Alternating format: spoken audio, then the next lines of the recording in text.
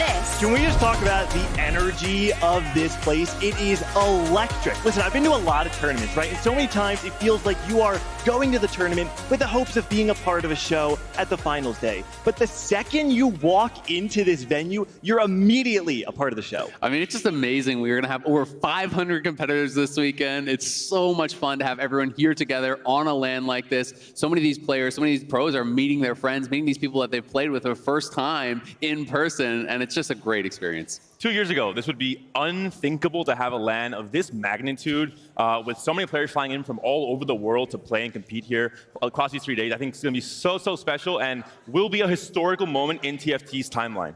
I mean, let's think about that for a second. We're on LAN. I don't think I would have ever expected to say that in even just looking back a few years for TFT and where we've come from. I mean, the game has come so far. You know, I got to try this game back when it was in like internal beta, internal alpha, and to see where they have come from set 1 to set 10 is crazy. You know, we didn't have portals, we didn't have augments, we didn't have all this amazing custom music, we didn't have all these little legends and custom boards and all these things that have made the game, I think, so polished and so fun to play now. And, you know, they talk about Remix Rumble being the greatest hit of TFT, and that's really what it is, right? We've come so far when coming from beta where we didn't have all these things, and all of a sudden we have, you know, we've got all the music, we've got the little legends, we got the chibis, so much in the game that we are celebrating now. And on top of that, we also have this really cool callback to set 4, right, with the Chosen mechanic, now called the Headliner mechanic in set 10. I'm so curious about really this tournament on a new patch, on a fairly new set. I think still so much to be done about optimizing ways to play around headliners, when to transfer from a 2 cost to a 3 cost to a 4 cost, how to roll for specific headliners, and balancing frontline and backline. I think so much will be solved throughout these 3 days. And that's what makes this tournament format and just this environment so exciting. You talk about that fact that we just had a new patch entered into the mix just a few days ago, and this is really where we get a chance to see the evolution of that patch in real time. Yeah, absolutely. I mean, I think from day 1 to day 3, the meta is going to evolve day over day, and the players who are going to be able to adapt the quickest are the ones who are going to reap those rewards. You think about the fact that, you know, to be here, there's a travel day, right? And that travel day for a lot of these players was literally when the patch dropped. So a lot of these players are actually trying to play catch up, doing their homework now. And like you're saying, the meta is going to develop because all of a sudden we have this hyperbolic time chamber of players playing a high volume of games collectively over the course of 512 players in the field. And you have to imagine that the meta will shift as the tournament goes on. I mean, everyone's been cooking, but it's time to find out if you've been cooking up some garbage or not. I cannot wait to see whether or not we're going to be eating good tonight, or we may need to go back to the kitchen and see what we can come up with. But one thing's for sure is that this event is the first of its kind. And with that means that we've got to explore such a new format for a 3-day competition. So we've got a video to show you exactly what's in store for you this weekend. Hey everyone, Mort here to welcome you to the TFT Vegas Open, the first global LAN competition for teamfight tactics. We're taking the event to Las Vegas, city of glitz, glamour, high rollers, and rolldowns. Sound familiar? On December 8th through the 10th, 512 tacticians from around the world will compete through an open bracket format for the grand prize, a share of the $300,000 prize pool, a shiny new trophy, and an in-game emote that no one else in the world will be able to own. Pretty fancy. Right after competitor passes went on sale, they immediately sold out, with over 200 passes purchased by challenger players alone. Now they are all here to step up to the big stage. So how does the event work? Great question. Throughout the competition, players will earn points based on the results of each game. It's simple. First place wins 8 points, and 8th place wins 1 point. The event will take place over 3 days. On the first day, players will be seeded into lobbies of 8 based on an average of their Runeterra Reforged and Horizon Bound rankings. In round 1, each lobby will play 3 games, and the top 4 players from each lobby will advance to round 2. In round 2, the players will be split into lobbies of 8 and play 3 games each. The top 4 players from each lobby will advance to day 2. All 128 players who make it to day 2 win a piece of the prize pool. On the second day, 128 tacticians will be split again into lobbies of 8, playing 4 games each.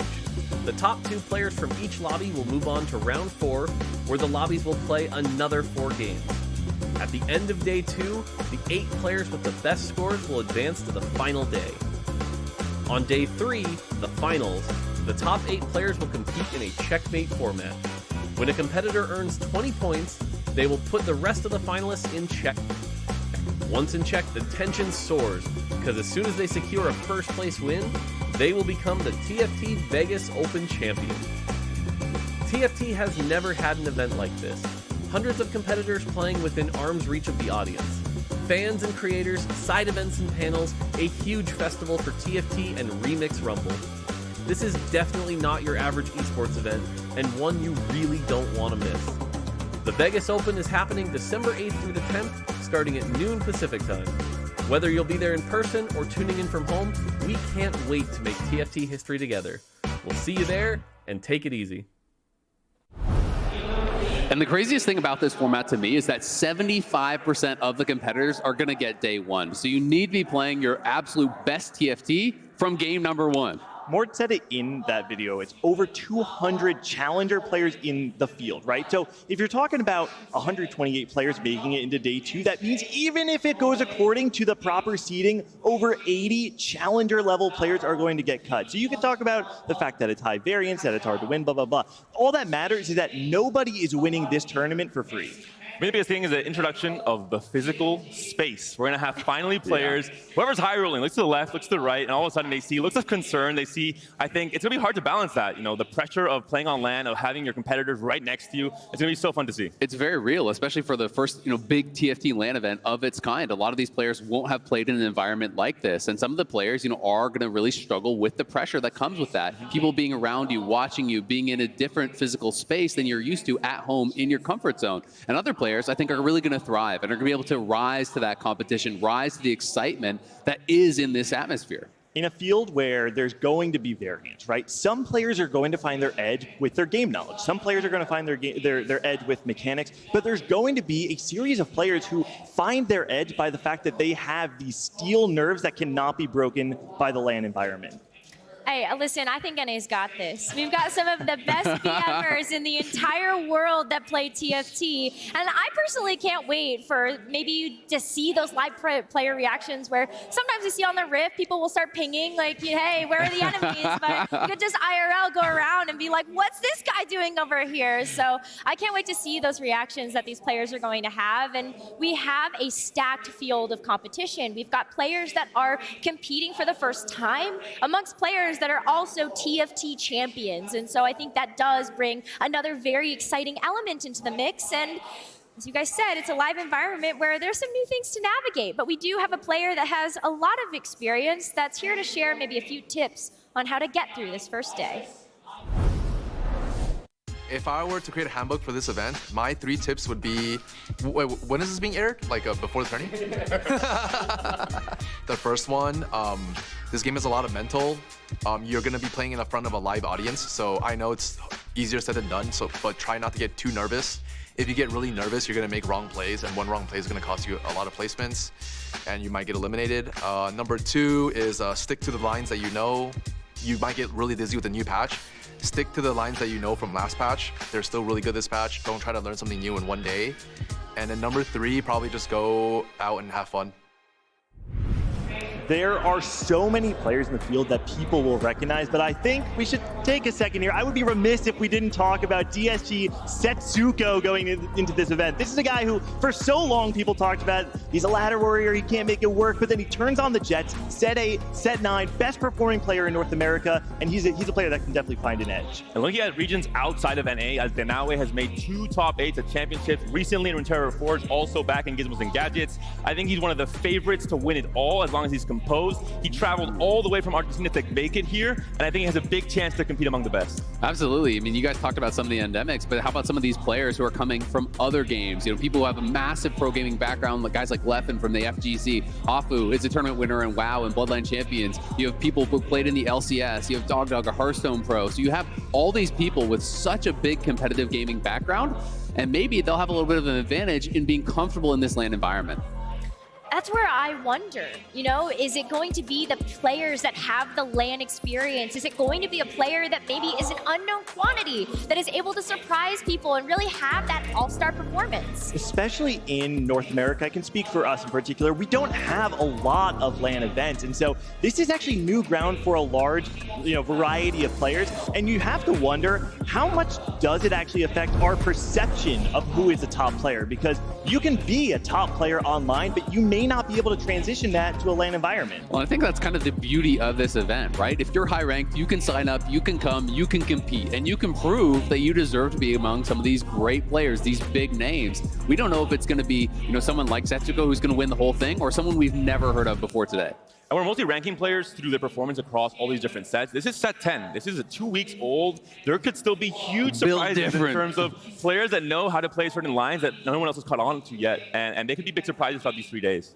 I think we're going to see a ton of surprises and a lot of shakeups that people are not going to be expecting. But we also have to talk about some of the more known quantities here. We say big players, but what about our big personalities? We also have a ton of streamers that will be co-streaming this event in multiple different languages as well. One of the cool things about TFT is that, this event is a celebration, right? The Vegas Open, we have so many different countries, personalities represented in one entity, and it's impossible for us to understand all of the players competing. That's why these co-streamers actually have so much value, because they have insight that not everybody in the field may have. I think it's going to be a lot of fun just to see them all interacting. People, from different regions, different places. Pros can be jumping on these co-streams, chatting with them, bantering. I think it's going to be so much fun this weekend. And the co-stream is set up where their station is literally right in front of their casting couch. So you will see players maybe get eliminated, and then at the end of that game, go to the co-stream, explain why, give excuses as always why they went 8th. I think it'll be so interesting. Unlucky, I got the wrong augment, they're high rollers. We're seeing Froden and Bryce, of course, taking over Soju's station. That'll be a really fun one to watch, I think, for most of our viewers.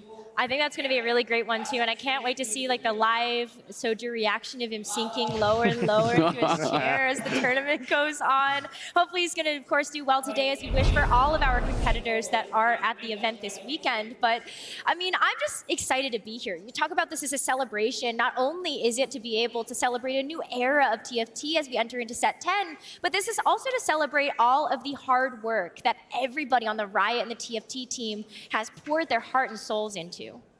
Yeah, absolutely. They've been working on this event for over a year, building up towards it. Not to mention, all of the work that has been put into the sets year over year over year. We have so many devs here. We have so many people who've been playing since the beginning, who've been working on this.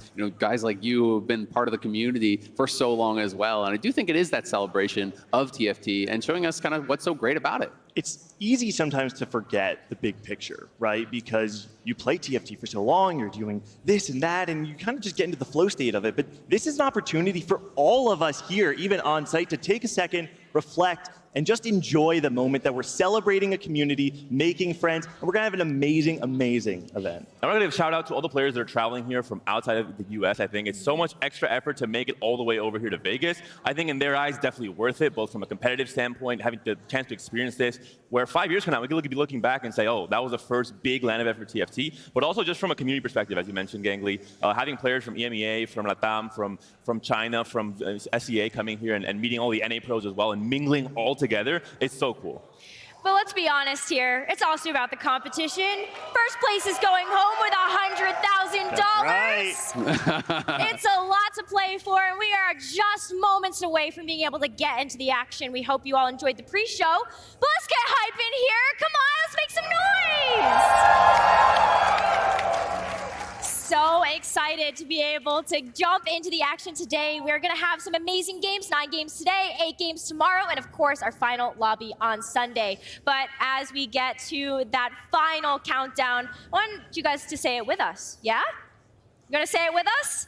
Let's give it the action, let's give it the energy. 20, 19, 18, 17, 16, 15, 14, 13, 12, 11, 10, 9, 8, 7, 6, 5, 4, 3, 2, 1.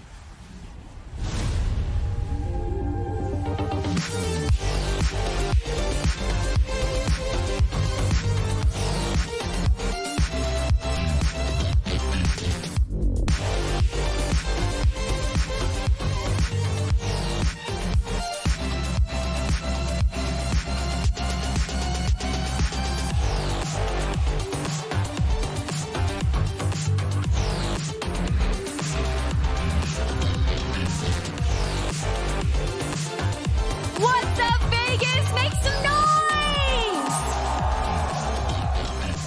How could you not be hyped after that incredible intro? So welcome you all to the TFT Vegas Open. 512 of you gathered here from all over the world to participate in one of the biggest TFT live events that's ever taken place.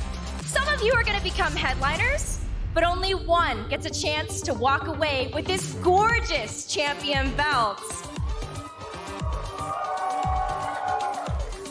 All right, guys, I gotta know, who's gonna take it home?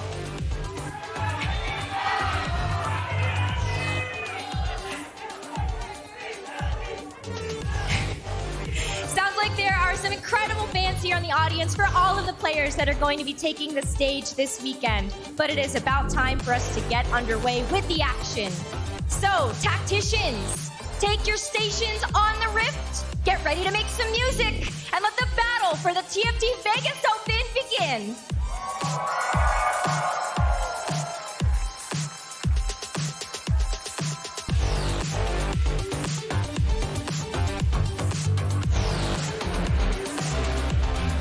Welcome to the caster desk, of course, from us as well. My name is Mix, and I'm here with Patches Panda and Azale, but also Whitrock is joining us here. If we could get an applause, it's his first time casting. Look how swagged out the man is, dude. Yeah, I That shirt love is kind the of shirt. fire.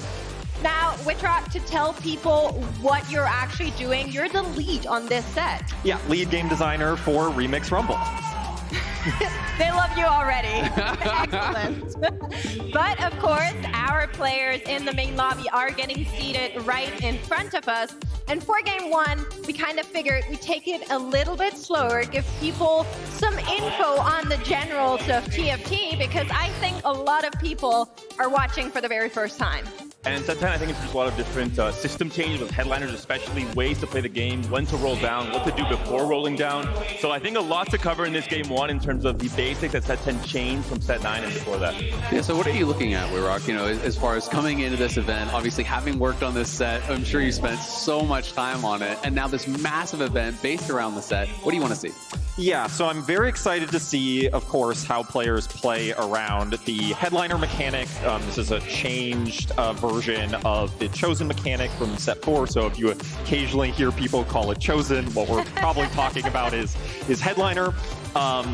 There's a lot of strategy about kind of choosing your headliner, figuring out if you need to change them out throughout the game. We'll get more into that as we get going. But there's all sorts of other pieces, so many traits, the different bands, the changed portal mechanic. So there's going to be a lot to unpack. Well, players are getting ready over there, but we do have a little bit more time. So this patch, very, very new. The set generally also very new. How are we feeling about this very recent patch?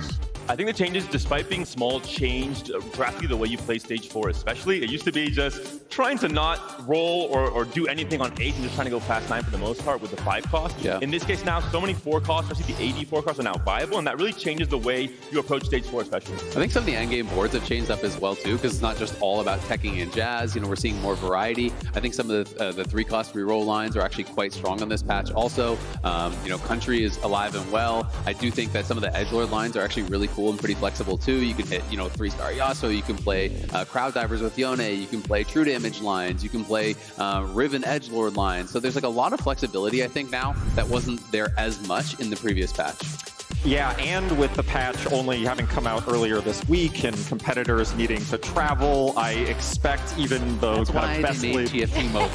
yeah, best laid plans, I suspect, will maybe be shaken up throughout the tournament. Well, and I think that's the interesting part about a tournament like this, because it's going to be so much about adaptability for these players, right? You're going to come into it, you're going to have your read on what the meta is, how you should be playing it, but that may be having to get thrown out the window right away, right? If you see that different lines are being a lot stronger, if different strategies are really dominating, the players are going to have to adapt game over game, lobby over lobby. Yeah, they will have to do that, and I feel like we're gonna see this patch develop, especially on a competitive scale in real time, right? So that is something I'm personally really excited for, to see what kind of nooks and crans players have found. I've heard, you know, through the grapevine already some interesting tacks coming from all the regions. Bragas 1 being called out, a Clap Sante coming out. I don't know, man. I feel like a lot of the players are messing with me, but I'm just saying, I've heard it. I think also the mix of regions, the fact that it's not going to be an echo chamber. Normally, if you have an NA-only event, you might be seeing a meta develop only for NA, and they do things that other regions have not. In this case, especially in day one, it could be some SEA players, some Chinese players, some EMEA players doing something different, and that having, you know, everyone else adapting to try and add that to their own strategy. I mean, I think it's a really, really good point, right? Because there's so many lines you can play in a game like TFT, basically infinite lines when you consider, you know, the changes in the lobby, the changes in the augments, the changes in the portals, all these different variables. So it's not really possible to test out everything, right? Yeah. So if people quickly agree upon, oh, this is the best strategy, everyone will gravitate towards that. But when you have people coming from different regions, different study groups, you know, different styles of play are going to be shown, and those preconceived notions are going to get challenged really quickly.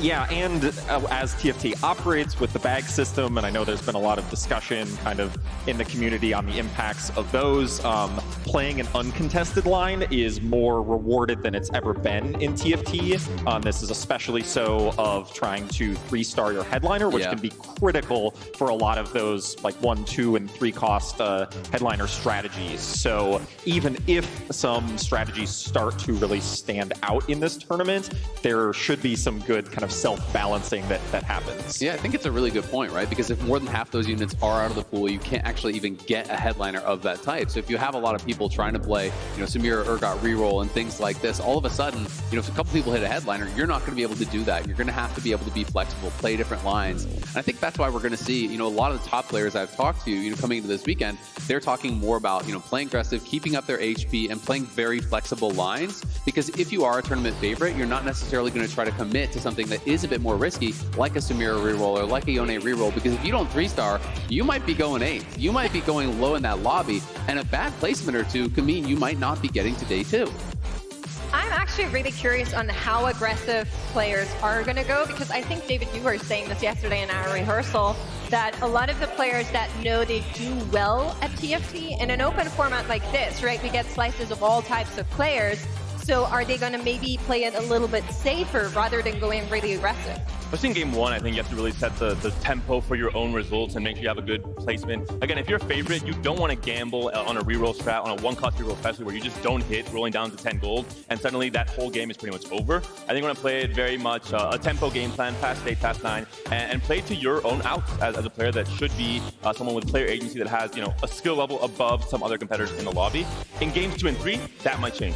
Yeah, no, absolutely. I think the further you get in the tournament, the more risk you're going to have to take as the competition really does rise. But it also kind of begs the question, you know, if you are an underdog in this tournament and you're playing a really risky line and you high roll, then all of a sudden, you know, can those more conservative lines really still outcap you? Yeah, and some of the ways that TFT works fundamentally is you have to really pay attention to what the overall tempo of the lobby is. If everyone is sort of agreeing that they're not playing super aggressively, right, and aren't no rush 20 of TFT. You know, if there's nobody level 6 at 2-5, right, then it's a much different lobby than if a bunch of people are like, oh, people are going 5, 6, 7, you know, in early stage 4, even as early as late stage 3. It changes the dynamic of the lobby a ton. And speaking of dynamics, we've been kind of coasting around the topic already. There is 3 games, and you need to be in that top 4 echelon of players to make it through. We're starting in a couple seconds. I know Twitch chat might already be yelling at me, but players are getting ready. We're getting there. You need to be in those top 4 spots, and that's such a rough cutoff for 3 games. And I'm really curious how that all shakes out. There's no tactic tools, you know, they can't do stat lookups. I'm just saying. I mean, it's true, right? You know, it is a different experience. When you're playing at home, you can have all these different tools at your fingertips, and you're very much so in your comfort zone. You know, Robin Songs, we saw a little interview with him. He was talking about how TFT is such a mental game, and I really, really agree with that. I think even more so when you're playing on land, there's the added pressure. You look out, there's 1,000+ people here, a couple thousand people here that are going to be watching you and noting every move that you make, and that can really get in your head, and you can start to doubt some of the things that you may have prepared. Yeah, and there's such a real-time nature to it, right? Like the second heat after the first 3 games is going to have at least a little bit of an opportunity to see if, you know, if someone in that first heat goes 1-1-1 with a particular strategy, might adapt to it. Well, I think that might just be the cue to let's get ready to remix Rumble here with our game number 1. We do have our players on the stage ready to go, and there's some heavy hitters in this lobby. A few standout players, of course. Dish Soap has been, you know, a terror on the ladder the last 3 or 4 sets in NA. Absolutely, I think everyone copies his homework for the most part when it comes to new metas and new patches. So we could be seeing that in this game 1 as well. We have Snooty Boo representing Team Liquid from EMEA. Huge streamer, huge personality, but also a great player that's always in that challenger space. But also players like Leffen, who is not from TFT. He is, of course, very known from other esports titles, and I'm curious to see how he develops his own game plan in this first lobby. I mean, one thing I will say is people that are at the elite level of Leffen, they know how to get good at things. They know how to get good at games. They can really improve at an incredibly quick rate, so we'll see if he's going to be able to do that here. And Leffen has been grinding, right? He got into TFT with like 9.5. And he made more games than I think many of us in the last 1.5 years of TFT. Like, he was out there, and he said he's preparing for this tournament like crazy. So I am actually very surprised on what we can expect from him, but we are into the game right now. We're going to look over the shoulder of Dish Soap. Yeah, so we're past portal voting at this point. If you haven't played TFT in the past couple of sets, the opening carousel kind of mad dash to pick a champion is replaced with the lobby voting on a modifier that is for all the players for the whole game. Some of them are pretty low impact, but some of them can be very shaping of the lobby. So this one is multi-talented, which means you're going to get +1 on 2 traits from your headliner. So how do you think that is going to shape this game? Yeah, we're already layering mechanics on mechanics here. So quick brief on headliner. If you don't have a headliner, one will always show up in your shop. They are immediately 2-star, more powerful versions of champions that normally have a trait that is picked that counts for double for that trait. In this portal that they voted for, 2 of their traits is doubled. So the impact on your trait web, depending on your headliner, changes your strategy a lot. And this is a very warping portal, especially. I think that's the biggest thing to make note of. Most competitive players want the least variance possible, so I'm surprised this actually was chosen. Could have been a one-guide portal choice there in the end. But Silver to start things off, reducing that variance a little bit, chilling things out for this game 1.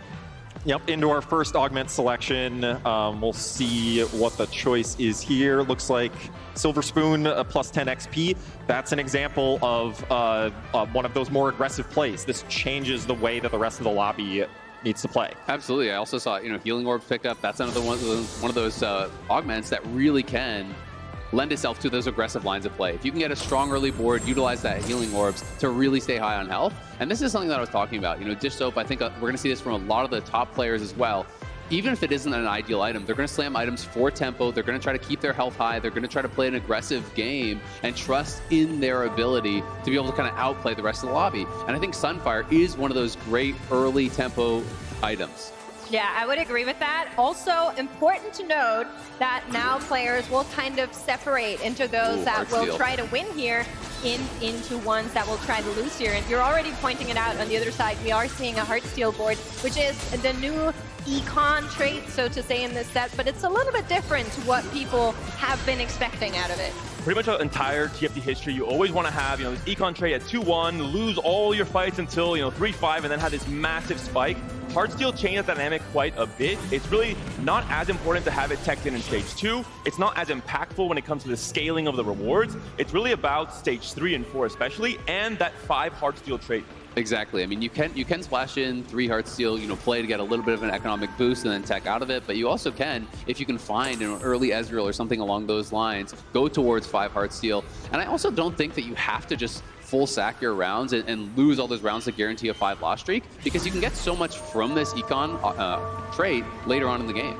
Yeah, it'll be interesting to see how splashes of Heartsteel at different stages affect the overall pace of the lobby. I'm also interested to see here, it looks like AMD has started with a headliner Corki, an 8-bit big shot. 8-bit was buffed on this patch, and so considered a much more viable line this tournament. I'm interested to see how this plays out. And it looks like he has a second Corki 2 on his bench. Yeah, that's what I was That one's thinking. looking pretty big.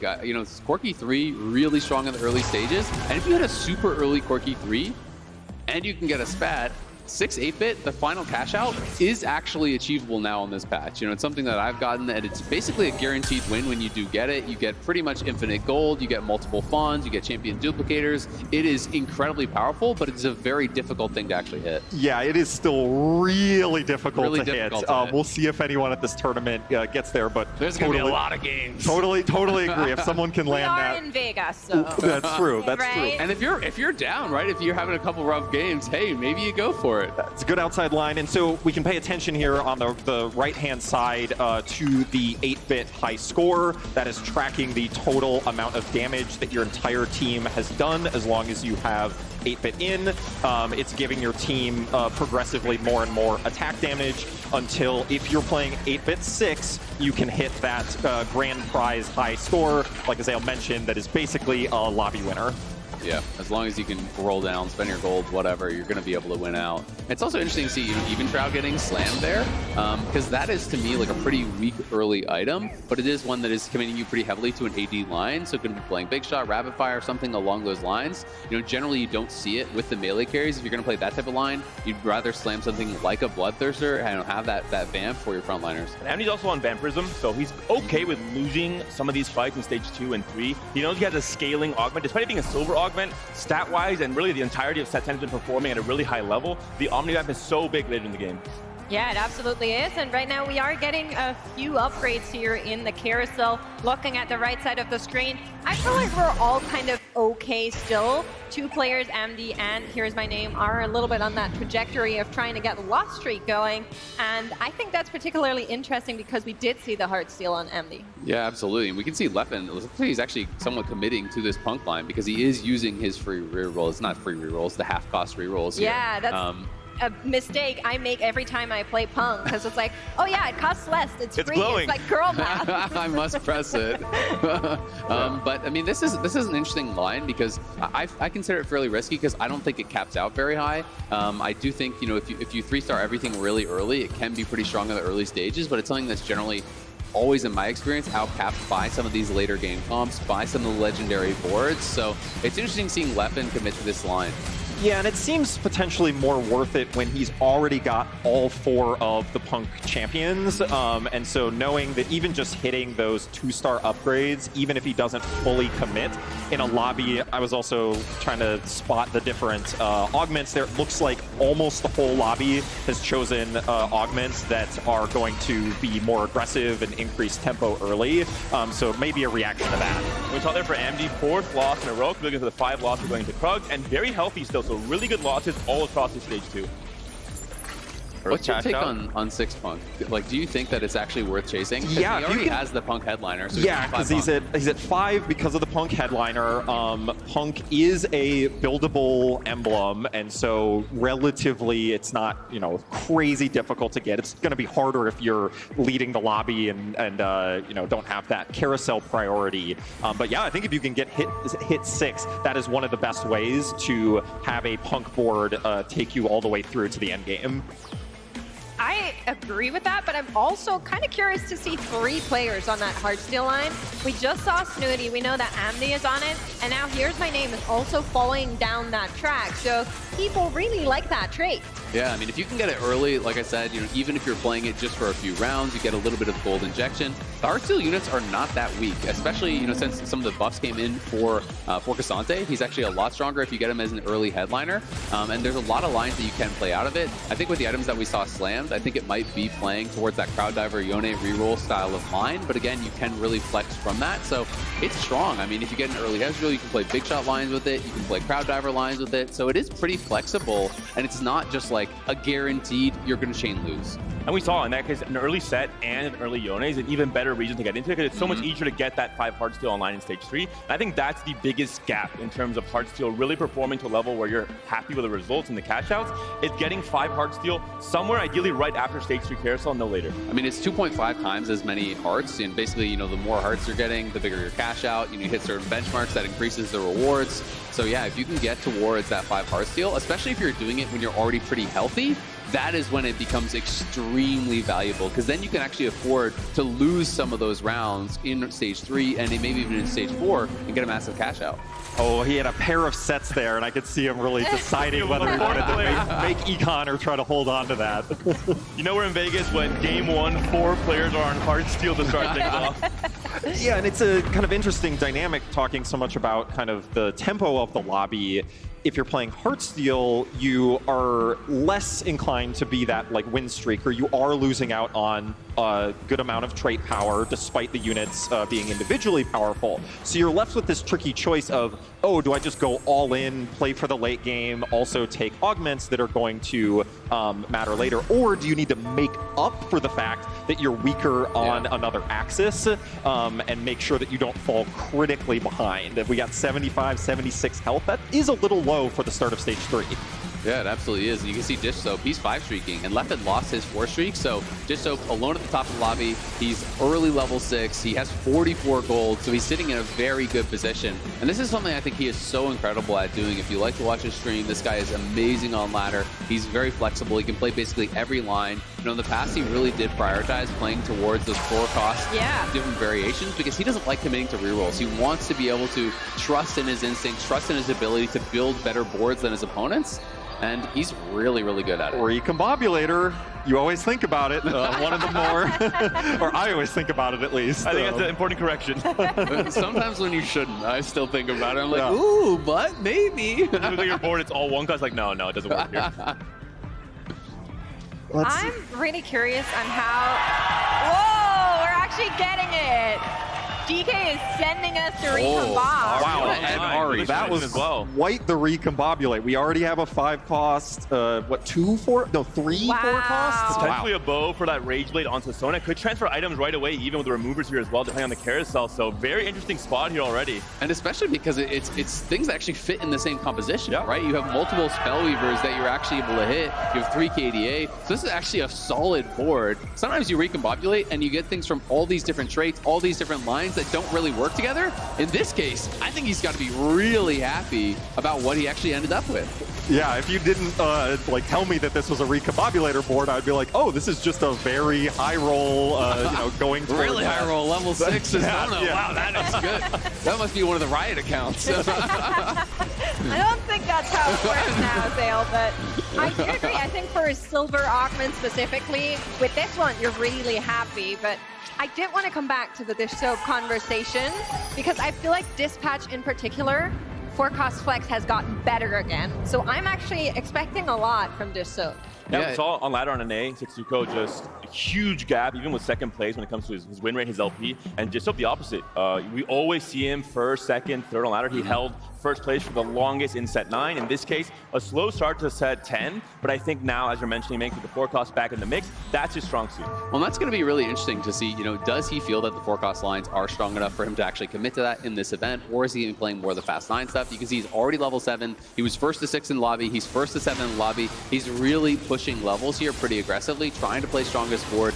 And I think this is what we've seen so much in this set from the really good players, is that they spend almost all their gold really on pushing levels and just try to play the strongest boards that come to them, utilizing those headliners to try to create something that can kind of keep their health high, so that when they get to level 8, when they get to level 9, they can roll down, stay flexible, and create one of those really powerful boards.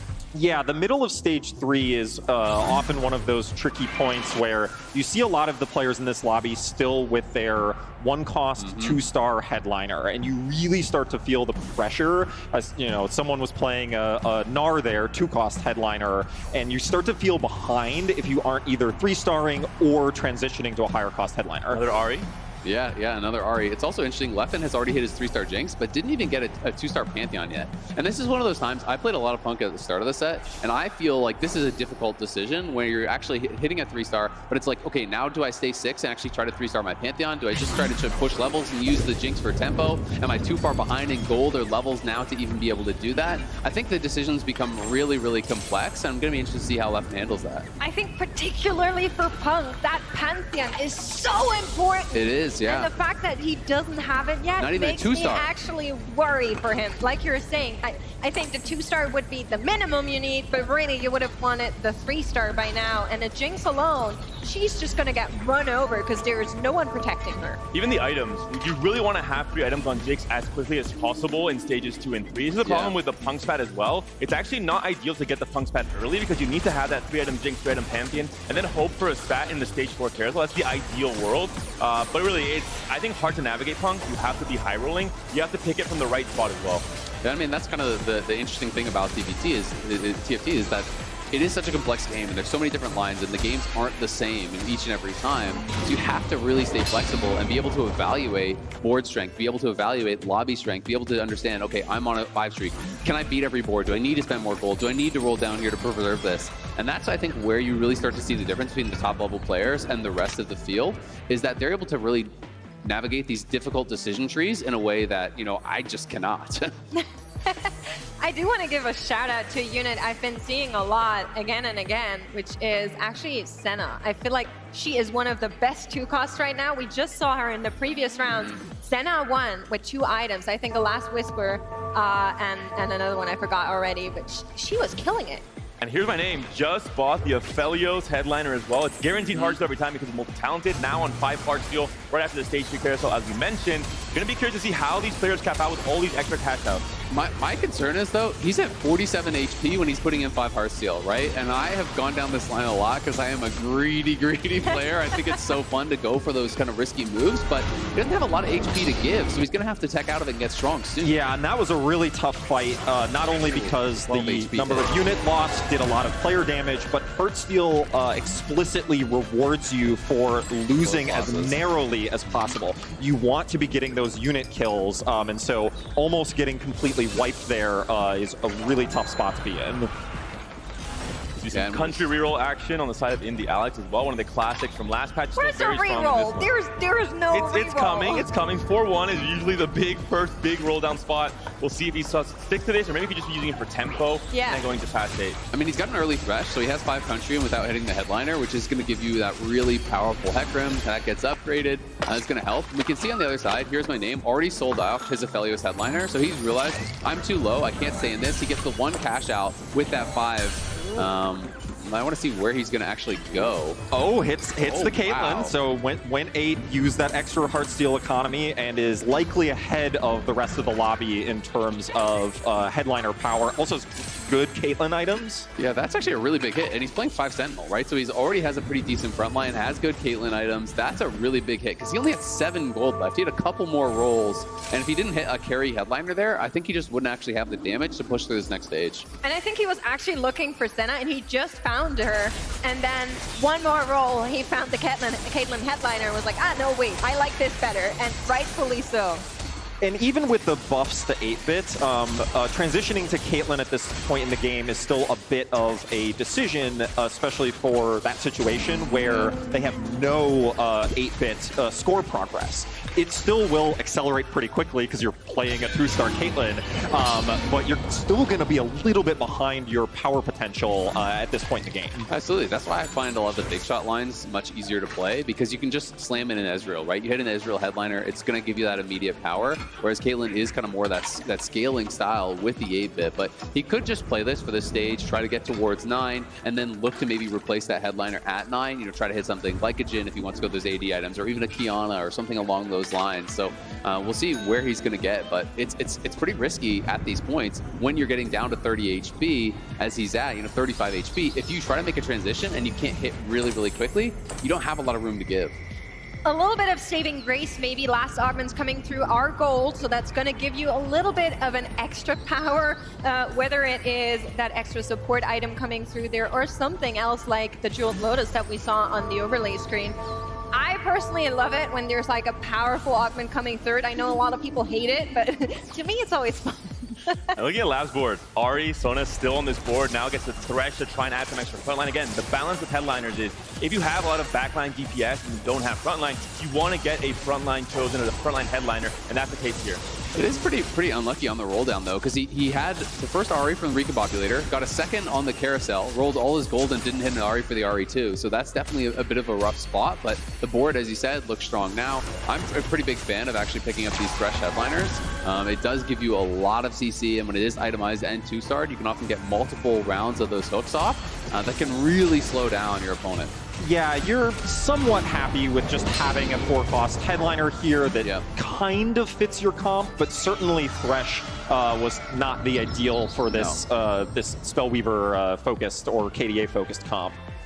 Checking in with Disco though, he has been kind of leading the lobby all throughout the game, and we're gonna take a look at his board, and lo and behold, there's a 4-cost carry. It's also a mix of Heartsteel and Disco, which I think is really, really cool. One of the Latam players that is playing in this event as well, Michael, was playing it on EU West on the ladder race we had over there. He popularized this comp, mixing Heartsteel with Disco to have a stable stage 4, have your cash out, and then go fast 9. So we'd love to see Disco playing this as well. Well, I think one of the interesting things about Multi-Talented is that he can actually just pick up this Ezreal headliner. He doesn't need to tech in an extra unit or Big Shot, right? And he doesn't need to tech in that extra unit to actually get Heartsteel. So it's allowing him to play pretty flexible. It's a strong unit, and it's also holding items that can easily transition over to a TF later on if he hits that TF headliner, because he has Gunblade, he's got a Shiv on his Bard, and the BF sword could easily become a Shojin for a good 3-item build. Yeah, completely agree. This is a very flexible spot for Dish Soap where he could go a lot of directions for his final comp.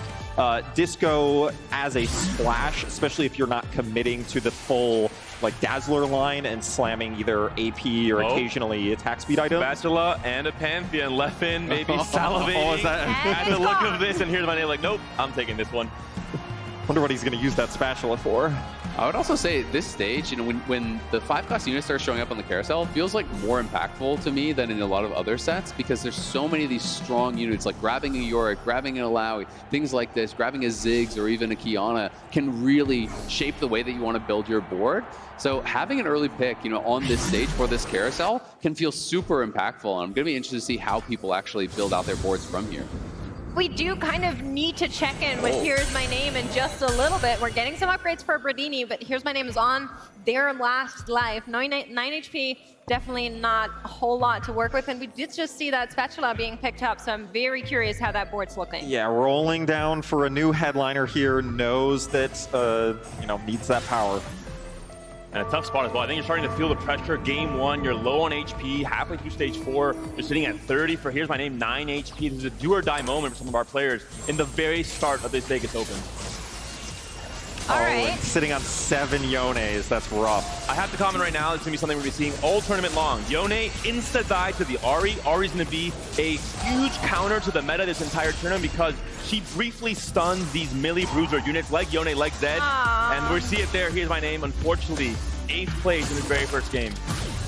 Dice of Kaisa. Yeah. Fitting for the statue outside. Tough start, but I mean, it. Bradini might be joining him pretty soon here. Still doesn't even have a headliner. He did sell his headliner, rolled heavily on 8, didn't get one that he was actually looking to play. But he's going to have to commit to something because he doesn't have a lot more HP to give. Okay, picks up Kiana here, which is a great unit. I feel like the best legendary right now, not to exaggerate, but she is so good if you position her right. And we have Positioning for Kiana's critical. She's going to be, if she can score those kills, or she's going to be spreading items to your team, and as long as you have true damage active, which it looks like he does here, scoring those kills is going to be giving you permanent item components. Yeah, but it's tough. I mean, he doesn't even have his items all slammed, right? He has no items on the Kiana besides just this glove. A lot of his board is all 1-star. The Poppy headliner doesn't really feel like it fits that much with his comp, so I don't think he has a very strong board. It's going to be a tough spot for him. Important to at least slam that crit glove to get the bling bonus onto the Kiana. We are seeing the extra items come through slowly, but I'm not sure it's going to be enough for Bradini here. 16 HP and fighting, but his units are faltering at the same time, and the Samira in the backline is having a field day. Shouldn't be a lethal hit just yet, gonna be barely alive in this case. And down to 4 HP. Shout out to the players that are at the top right now. Dish Soap managed to stabilize on that Disco Heartsteel combo and has a chance to maybe scale into the late game with some of those cash outs, even with just 3 Heartsteel. And Leffen as well, still very much alive and kicking with that Jinx 3. I mean, he's staying on 6, right? So he clearly has made that decision that he wanted to try to commit, to try to hit his 3 stars, but not very lucky with the Pantheons. Only 4 Pantheons at this point in the game, you know, going into stage 5, and he has stayed on 6 the whole time. He's getting closer to the Twitch, but honestly, like, kind of who cares? I don't think that's really going to make much of a difference when it's not your item holder. No, I don't think the Twitch is the big unit you're trying to hit. You're just picking those up as well. Like we said earlier today, the Pantheon is going to be the one that you're looking for. And what I really like for Leffen is that he's not faltered to the bait of rolling down all the way. He's still on 50 gold, which is good. He has the HP. He can still work with it. Not the greatest spot, but I'm also not terribly worried about him just yet. He does know that rolling down is not just upgrading your units, but also all the extra damage and HP from the Punk trade itself. But as you mentioned, Meg, I think the balance of feeling pressure and saying, hey, I'm still strong, I'm still streaking most of stage 4, a ton of Heartsteel players across the entire game, and I'm playing Punk, which is a trade that really spikes very early and falls off later on. When he starts falling off, he has to start rolling and feeling that pressure. Bradini's got to slam these items. You know, this could be possibly his last round here, and he is going to finally get them all in, but we'll see if he can survive against Leffen. Yeah, he did hit that headliner Akali, playing the true damage version with 6 true damage. Looks like it'll keep him alive at least for this round. Yeah, Leffen doesn't really have a front line. That's the problem, and you can see that happening in real time. On the other side, Dish Soap, full items on that Ezreal. That is going to be a threat. And while Leffen is still, you know, pretty healthy, the reality is only Bradini is really a significant amount of health below him, and I think he's got the weakest board state, you know, pretty much by a long shot. Chosen Kiana is online, baby. This is arguably the strongest Chosen in the game. It is incredibly powerful. And we'll see, you know, how Snooty is going to be able to do. And maybe the second best Chosen also in his shop here. I don't think you sell it, though.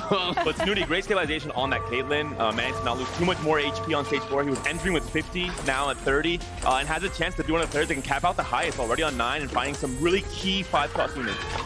Well, let's see that Kiana headliner in action or not. We're going to hop on over to Bradini, who's fighting for their life, but I'm not sure if it's going to be enough. 4 HP, doesn't slam the tier, is just hoping to get through here.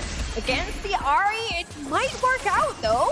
The Ahri 1 by 1 picking off these units so high, single target DPS, and we're seeing how she's going to match up across the entire weekend against some of these fights. Bradini, our second player to fall, goes down to 7th.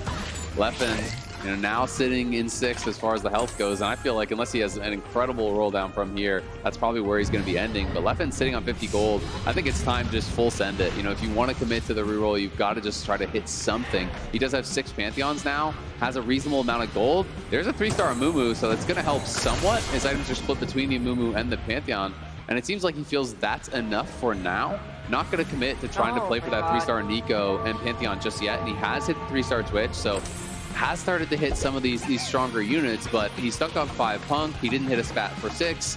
And this board just doesn't cap out very high. And the big problem is the only person that was kind of down there with him was Snooty, who capped out so big. We're seeing the board on the other side as well. That is your Kiana headliner in full action, and she is a beast. And that's the issue with, I think, Punk. You have to play it where there's a limit to this comp. It does not win games. It does not usually even top 2 or top 3. You have to feel, maybe even at the start of this stage, saying, hey, I'm happy enough to be here at 50 HP. I should be rolling down right away and trying to bleed out into a 4th place. Yeah, we'll see. That might be one of the most difficult boards that he faces. And I believe if I'm spotting my icons correctly, he is playing Heroic Presence, the thing that does damage reflection for Guardians. So he's actually not fully playing into that Punk strategy. These 4 Guardian matters, and that 3-star Amumu is more relevant than it would be on a lot of Punk boards because of that augment.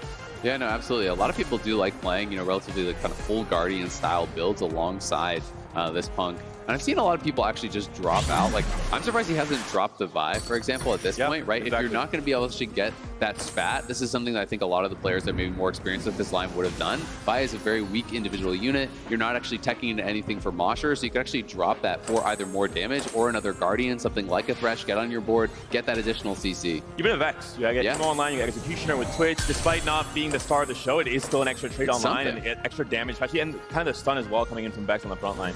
A very small quirk with this portal as well that we just saw a piece of there was only one more of your traits for multi-talented gets the additional +2. And so if you're in a position where you're searching for that Guardian, No. this might be it. The Jinx not positioned to dodge the Akali here. The Oh my dodge not God. enough, and the burst of damage so massive from this Akali.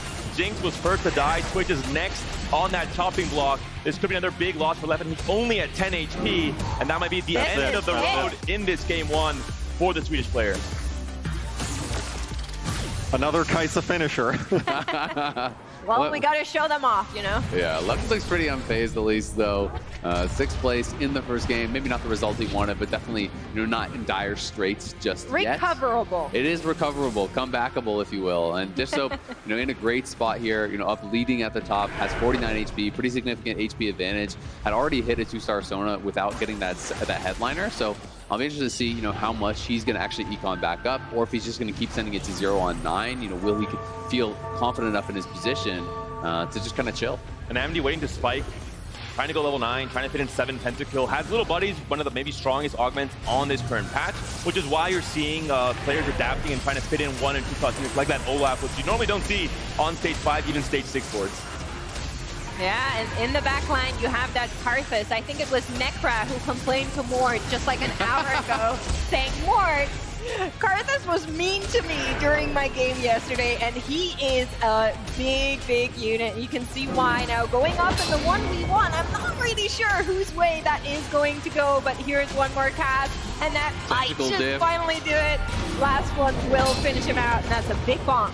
That's one of the things that Lowy is so powerful teching in against the Akali, because you can place the tentacles in that backline, especially when you are getting down to the brass tacks in these lobbies. When there's a couple players, the matchup you're going to have. You just put the tentacles in the back. Akali keeps jumping to those. Otherwise, the Karthus would have been mincemeat much earlier. Yeah, one of the best case scenarios for fighting against that Ahri Akali duo carry board is having the Karthus that can kind of get that backline damage, pick off, there's 2 1-star units on this board, a Kaisa and a Seraphine, so you're getting that extra mana, just a good matchup for that board. I'm surprised not to see any pinging going on just yet. We see 6 Ahris right now for Lab 000 DK. He could be trying to go for his own little win con here, trying to go for that Ahri 3 in the ending the level to 9. I think it's a little bit safer here.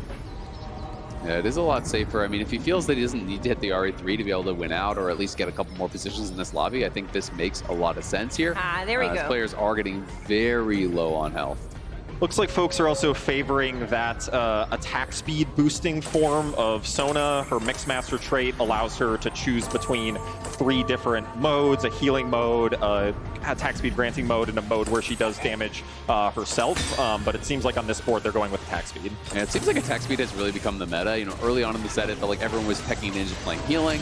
Then some people were experimenting with damage, but now it feels like it's all about the attack speed. And we do have this country rule here from Indy, but wasn't able to hit that 3-star Samira. So it is really up to the Vex and the Urgot in this case. But Urgot is an actual beast. Like an Urgot with those items, he is going to stay strong for so long. There's so much healing. You can see it here. He's just undefeatable. Fighting this Viego, though. But I don't think it's enough.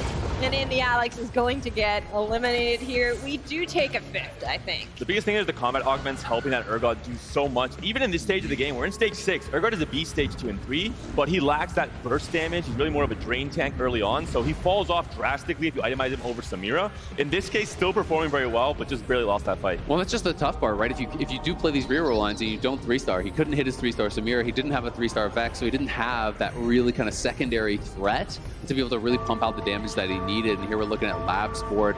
Is still up to level 9, 7 KDA, 5 Spellweaver, so quite a strong board with a lot of traits in here. And we'll see how he's going to actually match up against Snooty.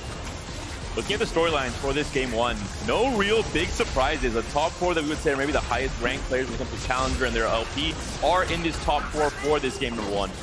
Oh, that is it. The Yorick, the Kiana, the Jin, it's just all culminating on this board here. And Snooty, it seems like he's executing this entire lobby. Yeah, I mean, he's playing really well and has a very strong board. He's full streaking right now on that 6th streak. We'll see if Dish Soap can say anything about it, sitting on 23 gold. So Dish Soap has a little bit of gold to spend, has 1 extra life at least at this point in the game, but Omni, he's on his last life. We'll see what he's going to be able to get done, but this is going to be his board. He's got no more gold to spend. Yeah, really just looking for this Yorick 2 here, Exactly. but without any money. I guess he still needs a Lowy 2 as well, Yeah. so not as capped as he could be. And as we level up more and more, you have more units coming in. Karthus becomes a little bit less impactful in these long fights. Gonna see whether or not he can survive this round here, but I am so scared of Snooty's board. I feel like he's done it again and again, and he might just do it one more time. Maybe the Karthus can actually help in decimating the enemy units here, trying to knock them down a little bit. But look at the rest of the field. His team has crumbled. Yeah, he's gone. And And that was, also down to 10 HP. that was even a Ghost board, I think. So he lost to the Ghost, does get executed, and it's looking like Snooty's going to be likely taking this round here. Dish Soap, again, still has a little bit of gold to spend. We'll see what he can get. Does grab the Ziggs and a Razor Blade, so a nice pickup there. Haven't seen Dish Soap's board in a little while. It does already have that 2-star Ziggs, 2-star Sona, has his 2-star TF. He's going to sell, and he's going to try to roll for something big. Looking for a Chosen here, maybe an angle for that legendary Chosen to try to turn this game around. Oh, there's a Kane. Yeah, and the odds for those legendary headliners at this stage are still pretty low. You have to have a good amount of gold to be able to fish for even one, let alone the ideal one for your composition. I think a great pivot. Dish Soap knows that he just lost that last fight. There's no chance he's winning with that same board. You have to do something. It might not work out, but it's better than doing nothing at all. Absolutely. I mean, maybe if you hit like a Chosen Kiana or something along those lines that could maybe swing it around. I don't think the Kane's going to be enough, but it's all down to this final round.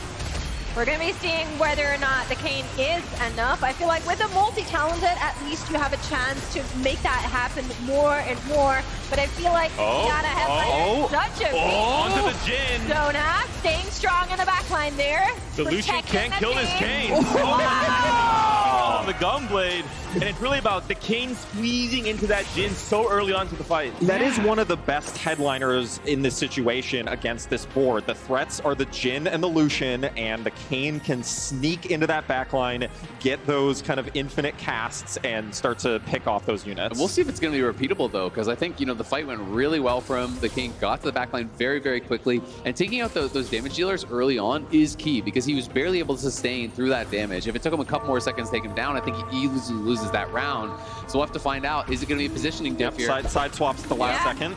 Eyes on Kiana. Let's see if that's enough. Top left is where she's standing and where she's going. In the previous game, we did see Snooty just smirk at the loss that just happened. We'll see whether or not it is repeatable, and she's still staying strong, knocking out that The Jin's on it, though. there. Yeah, Kane couldn't get into the back line. Wow. And that goes to show the fight RNG, the way these 5 costs warp some of these fights is so big, but massive win for Snooty Boo. Dish Soap coming in second. A great game 1. I think really setting the tone for this lobby as well. Yeah, I mean, that was amazing. And I feel like that's the first game of the TVO, right? You kind of have to be excited about that. I, for one, am for sure. And, even more so with an EMEA player on top. I'm just EMEA. I am Spanish, despite looking not very Spanish. Snooty as well, so very happy for the compatriot here to be doing so well.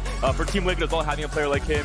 in the streaming space, but also in the competitive space. He's been doing it for so long in TFT over in EMEA, so big first win for him. And I think he played out the game really, really well. It wasn't necessarily like a straight, easy line that he was playing the whole way through. He pivoted a lot of different times, played it out really well. Dish Soap also keeping very healthy. Both these players, I think, going for a somewhat similar strategy, just trying to play strongest board, keep their gold high, keep their life high, push towards the late game, and look for a capped out board.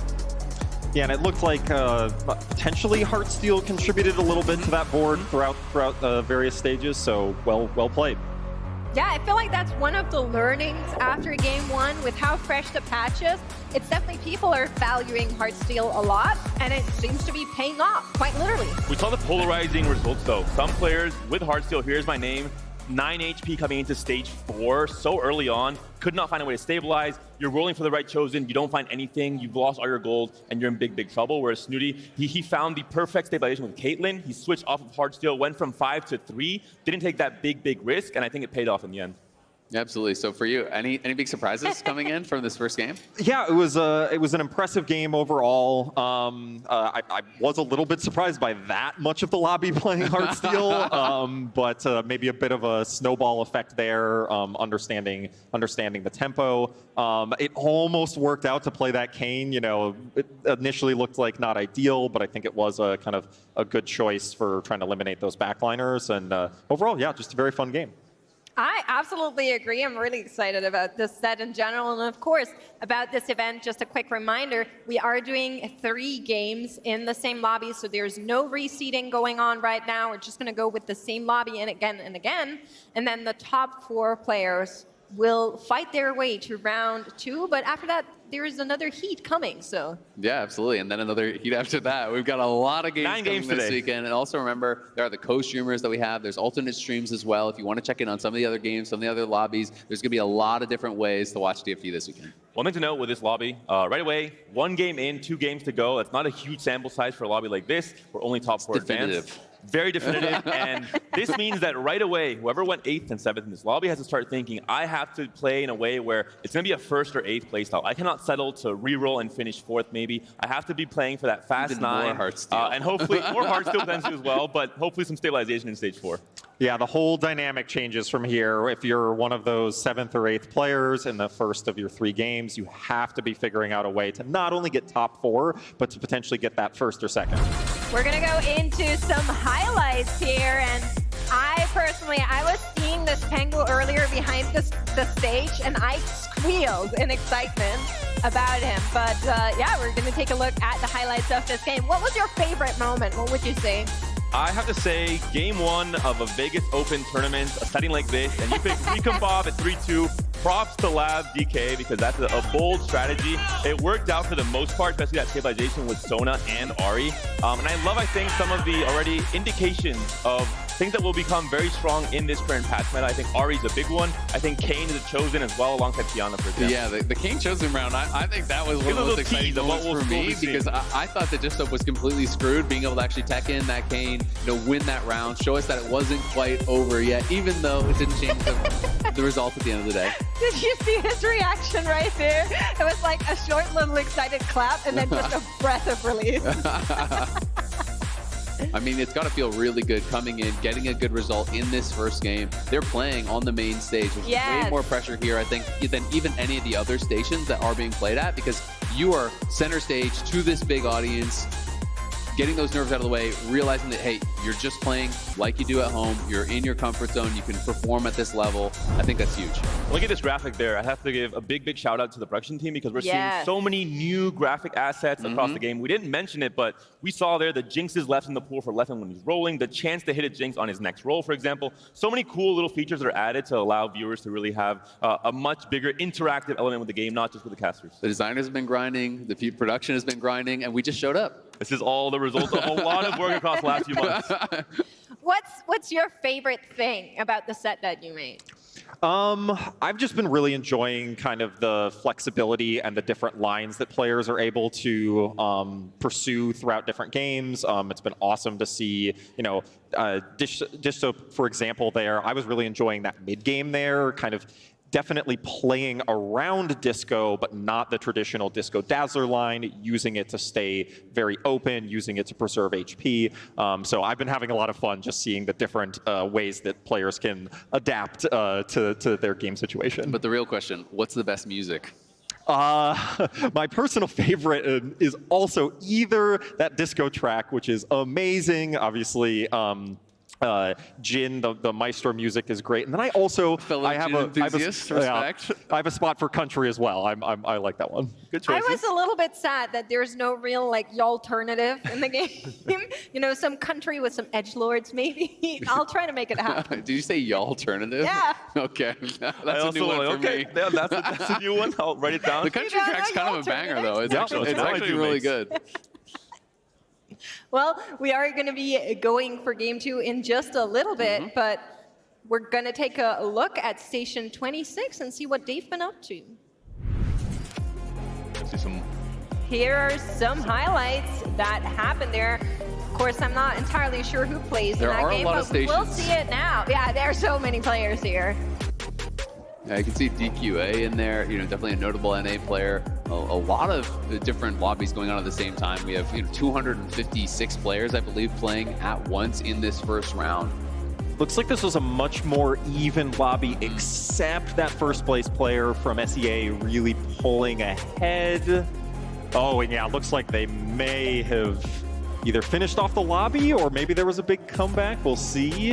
And Foman is a really funny player too, right? Kind of, you talked to Emo him Karthus. leading up to I the really World like that Championship line. last set. Oh, Yeah. is this a last It's a stand last stand DQA emo comeback? for this, yeah. I mean, DQA was looking like he was almost going to go out in 7th or 8th. And I think this is like a 7th or 8th to 1st. Their Emo Emo- Karthus is actually so strong. Emo's Wow. got really, really Oh my powerful. You God. can get it on some of these casters. And what a comeback. You can see, I think, a little bit of a relief there. The stress that you got to be feeling as someone who is, expected to be finishing at the top of these early lobbies, to be taking the last stand, almost going out in 7th or 8th, and then being able to come back. That is like a whoo. You said it. I think the one downside to being considered a strong player, in a field like this, you feel so much extra pressure. Everyone knows you kind of have to perform. If you don't, you feel that pressure mentally as well. So Yeah. going into game 1, taking a big risk, picking things like Recombobulator last stand as well, I think it's so ballsy, and I think it's so cool to see that players are, in Vegas, Giga happy to Chad. take risks as well, thematically We'll fitting see the event. some more because we have Station 20 with some early game knockouts is what I'm hearing. So that always makes me anxious. Well, what was going on over there? Let's have a look at Lobby 20 here on the game floor and see what they've been up to. Early knockouts. I mean, when people play, Rock, you were talking about this earlier with Rock, like when people are playing these really aggressive lines, it can really up the tempo of the lobbies here. And this is stage 4-5. People already down at 16 HP, 19 HP. That is tough. When we were saying early, I thought it was going to be like cruel pact, someone dies on 2-2. And we're seeing some big names in this lobby as well. Bobe, one of the favorites coming into Set 9 Championship, didn't really perform to that level after those huge scrim results, but still considered one of the best players in Korea historically. Emily Wang as well, down to 8 HP at this point in the game, halfway through stage 5. Yeah, was able to maybe hold on. Oh, a this little fight. longer. Oh, no. Another Karthus versus Akali duel. Wow. Oh man. We do have Seeing, big surprises. Bobe in 5th, Emily taking down in 7th, Silly Q as well from EMEA taking down in 6th place. Yeah, walking through a couple of these lobbies, we're seeing Karthus lines really popular thus far. We saw it in the game that we just cast. Both the highlight packages, had some Karthus lines doing quite well as well. And there's so many different ways that you can actually play that out, right? We have seen, full pentakill lines. We've seen the emo Karthus. We've seen the Karthus Akali, which is obviously very, very common on ladder. So it's interesting to see the different ways that people are utilizing these traits. You touched on the flexibility that Disho was showing with the disco line. I think that's really intelligent as well. And these are things that you can kind of like incorporate into your own gameplay at home, which is one of my favorite things about watching these tournaments is just kind of steal the strategies. This is why I'm a caster in TFT. Yeah, it looked like from that small little VLP. snapshot, kind of what we were predicting was a lot more of those playing around 4 costs. Yep. So a lot of those 4 cost headliner boards, Karthus, Akali, Caitlyn. It's interesting. I mean, I talked to some of the pros yesterday before they were going to play, and some of the people were saying that they felt like to play Fast 9 on this patch now, since the patch, you have to hit like an econ augment even to be able to go Fast 9 and really make that worthwhile against some of those 4-cost lines. So if that ends up being true, we are going to see much more of the tournament played on 4-cost, because it's not as though you can guarantee your augments anymore. We do have to say goodbye to you, Whitrock, but we do have another Def joining us here on the caster sofa. Thank you so much for joining us. This was awesome. Thank you so much. Thank you for making this awesome set. And we're going to have more Doc joining us. Ooh, the big boss himself coming in for games 2 and 3. And being able to conclude this lobby as well and see what ends up happening in the next 2 games after that crazy start in that game 1. Thank you so much, Whitrock. In passing there, Mortdoc coming in to us, of course, as well. Welcome, Mort. I heard you had a panel going on before this. Is that correct? I did. It went pretty well. He's a busy man. You are. He's doing panels, you know, he's casting the games. Next thing you know, he'll be playing in day 3. Opening up the client to screw people on their roll downs, you know, all live always. here. I mean, I had some time in between the panel and this game, so I pressed a few buttons. Maybe a couple prismatic lobbies around the area, but we'll see. We'll see. Did you get a chance to see the first game? I did. Seeing the heart steal, a lot of heart steal. I liked one of the replays we saw there where we saw the 7 pentakill last stand that DQA played. That was really impressive. Yeah, that was a crazy comeback. Any big surprises for you coming into this? Because obviously, you know, we've been talking a lot backstage, but there was just a big patch that came out on Wednesday. Are things kind of, you know, developing along the lines that you were expecting? I think generally we've seen a lot of healthy developments here, which has been good. I think the biggest surprise has been how much of a shift the perspective of Kayn has been. Kayn was a champion that was generally considered the weakest 5-cost last patch, and now people are starting to figure out that like double healing item Kayn can be really good and just do a lot of damage, plus generate that extra revenue. So yeah, I think Kayn definitely the standout. We're seeing for Smita a chance to pick up Yasuo, who is, I think, a viable carry now, potentially with big buffs to edge across the board. Doesn't go for it in the end. And the portal here, component anvils, will mean that there is a chance to play something like Jinx reroll and have a much earlier 3-item Jinx that can be so impactful in the early game. So playing tempo, definitely, I think, rewarded in a game like this. Absolutely, and he's going to get the +1 Superfan Lilia. That's always a really nice hit. Another board with a +1 Superfan Lilia as well. I always feel really, really good when you're actually able to hit that early. I think particularly with this set, the portals being a little bit less impactful, stuff like the component anvils, I always get so excited when I see those. Gonna go into augments here, see some golden augments come through. Yeah, it's interesting. You know, what's your take on shock treatment right now as an option more? Because to me, it's felt like Magic Pen has become less important or less desirable in this set because of the fact that people are always chasing Ziggs, and Ziggs has that shred itself. Yeah, shock treatment is really good for streaking. It's got a lot of power. You're going to be up an extra item. You're going to get that early flat damage, which is good. So it's a great tempo choice. I like it at 2-1, especially if you have another tier or something like that here. So it can do a lot of damage. You can see here trying to pop those anvils, see if you can get a second one here. Good on someone like Senna. This is great. It does fall off, like you said. I think late game, especially because Ziggs is around, you don't really need the spark. You don't really need the shiv. But as long as you can play that tempo forward, I think that's where it finds its success case. Talking about high tempo, already Superfan online, true damage on both the Senna and the Kennen. Rage Blade Shiv, a crazy combination for stage 2 in terms of creating DPS where there really isn't that much of it in stage 2. Look at the Annie items though. Those are really good Annie items already. Gambler's Blade, Red Buff, Shojin. And Annie actually does have a tremendous amount of attack speed. Obviously going to be losing this pretty handily, but if you can get that early Annie too, you can sometimes make a lot of gold from those early Gambler's Blades. Can pay off. Yeah, I think the fact that you have the Gambler's Blade there can generate, but going up against a Warmogs already, you're not going to kill that so early, you're not going to get any kills here. Looking at Leffen's board here, has a good KDA start, has the Shojin, which is pretty solid here. The Augment kind of has locked him into this KDA though a little bit here, so we'll have to see which headliner he can roll around with. Exactly, yeah, no headliner just yet, which is especially, you know, early on, you know, that guaranteed 2-star, that additional power, it feels like in the early stages, if you don't have a headliner, you cannot expect to win really at all. Even the trade spike, the +2 to whatever trade it is, gives you a big spike where you really need it in stage 2. only good point I want to try to find there is that there were a lot of expensive units already on board, so that is also going to give you some power. But I do agree that not having a headliner hurts just a little bit. On the other side, though, from DK, we're seeing something that I always get giddy about. That's a Senna headline. With red buff, which is a very scary combination in stage 2. She deals so much DPS. She really was the key piece of a lot of those fast 9 strategies in the last patch. We'll see if that same thing can happen in this game too here. And that's with Heartsteel as well, right? And again, like, I don't think you have to play loose streak Heartsteel. I think if you can get that in and be able to just make some gold, you don't have to try to just fully tank, not slam items, not have a decent board. You can keep your health high. If you're having narrow wins, if you're having narrow losses, it's all good. You're getting stacks, you're keeping your health up, you have the ability to potentially tech in for 5 Heartsteel later on, which can be a lot of an economy boost in the later stages. And a wild board here from Dish Soap, a very unexpected board here. Annie paired with Tom Ken's Crown Guarded. You have an Olaf and a Vi chosen as well, a headliner, which is not really a headliner you see pick that often in stage 1. What do you think more about Vi in general coming into stage 2? I think Vi is one of those champions that honestly a lot of people right now consider unclickable. She's definitely not that great, but I think this has been one of Dish Soap's strengths moving forward. Is like he's willing to play something that'll be strongest board. You know he's not going to stick with it very long. He's just really trying to buy this Annie time, and he knows the strength of Annie, right? Which is get to that state where she's casting the double fireballs. And the way to do that is something like a Vi who can stun that front line, something like this Tom Kent with the Crown Guard, and sure enough, now Annie's in that state. She's casting those big fireballs, and it's going to be a win, and I think that's, again, Dish Soap strength that he's shown throughout the years. I personally really like the 2 Crown Guards with the Tom Kench. I feel like that's such a good tank that you have in the front line with only having 1 unit.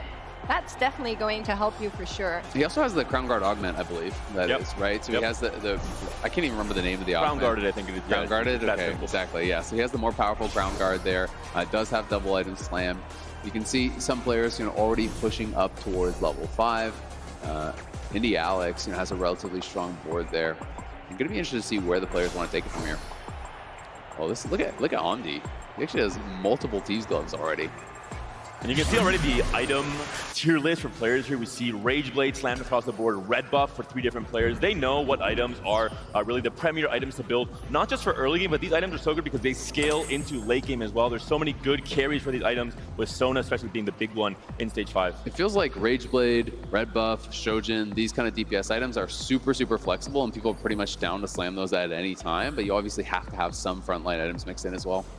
Yeah, I think the fact that you can have all the different items with the anvils and things like that, there's a bunch of different choices, but we also saw some more unconventional slams that allowed players to kind of just build as strong a board as they could for now. We're going to be seeing Snooty go up against Here Is My Name, and right now nobody's reading on that win streak angle, which I always find threatening when you go into a game and someone just keeps on winning until Krugs, like Dish Soap was in that previous game there. But we will see a win coming through yet another Senna. A win and 3 goals as well. Snooty already in a scary spot. I think one of the big thing with the top players, they can look at the board and they immediately know the projection this board will have from just the spot recognition coming to stage 3 and 4. And Snooty's board looks like he has very good projection to do well this game.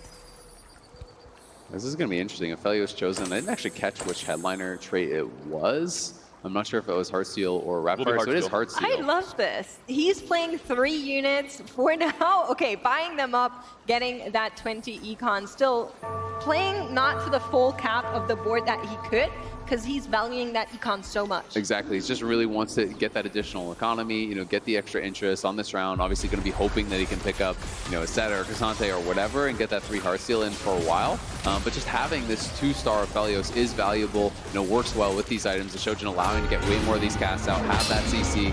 It's going to be doing some good in this stage. Yeah, I think the big thing is that he lost the previous round, and it's a very clear signal to just like, okay, time to just get as much gold as I can. Aphelios are really good at like killing 1 or 2 units with that big spell, and so that should be enough to at least get him to survive and get that econ up. As we know that we see the transitions to like the level 6 with the 3-cost headliners, level 8 with the 4-cost headliners, stuff like that. I'm just so interested to see how Omdi's going to do, right? Because when you're committing to actually going for this Thieves Glove augment, you have additional attack speed with the Thieves Gloves, but he's slamming multiple Thieves Gloves already. He is on a win streak, but it's one of those things that generally isn't going to cap out as high. It can be really strong early on, and obviously when you get to, I believe it's level 8, then you're guaranteed to get 2 full items every time. But you're not going to have that 3 full item carry. You're not going to have that 3 full item tank.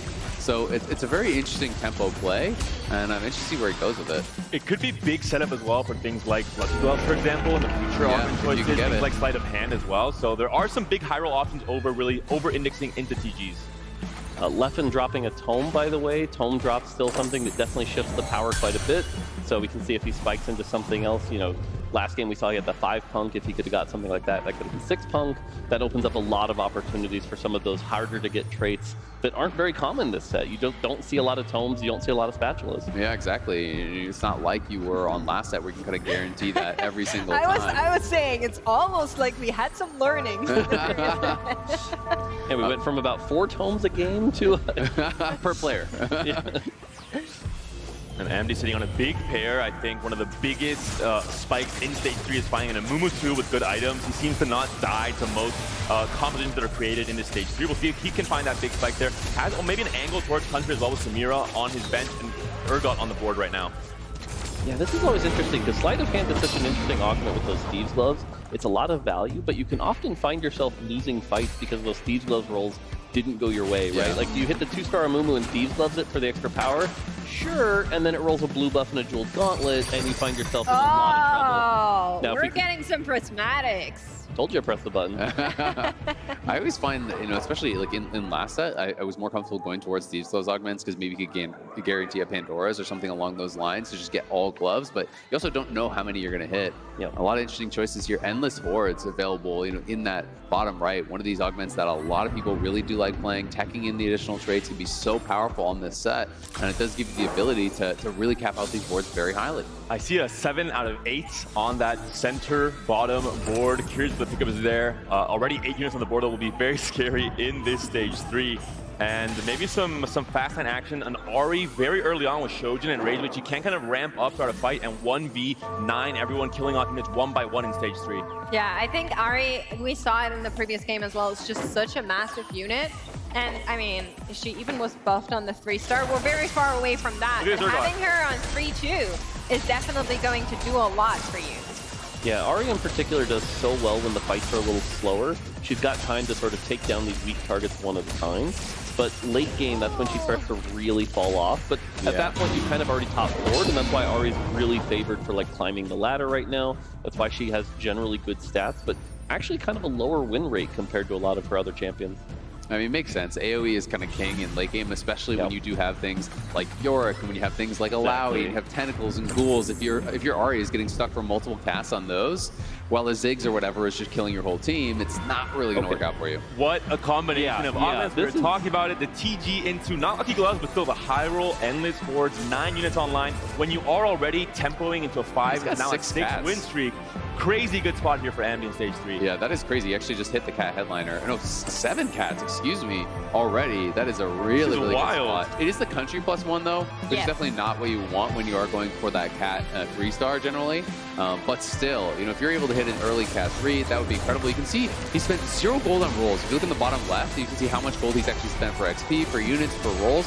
So he's not re-rolled a single time, and is on 7 cats at 3-3. Right, this is a great example of playing what you hit, right? Like the fact that you have 0 gold rerolls, you've played those Katarinas, you're playing with. But again, I also have to touch on this combo, right? The Endless Hordes with the Sleight of Hand and the Thieves Gloves, right? Because Thieves Gloves counts as 1 item, so you're just getting a ton of value.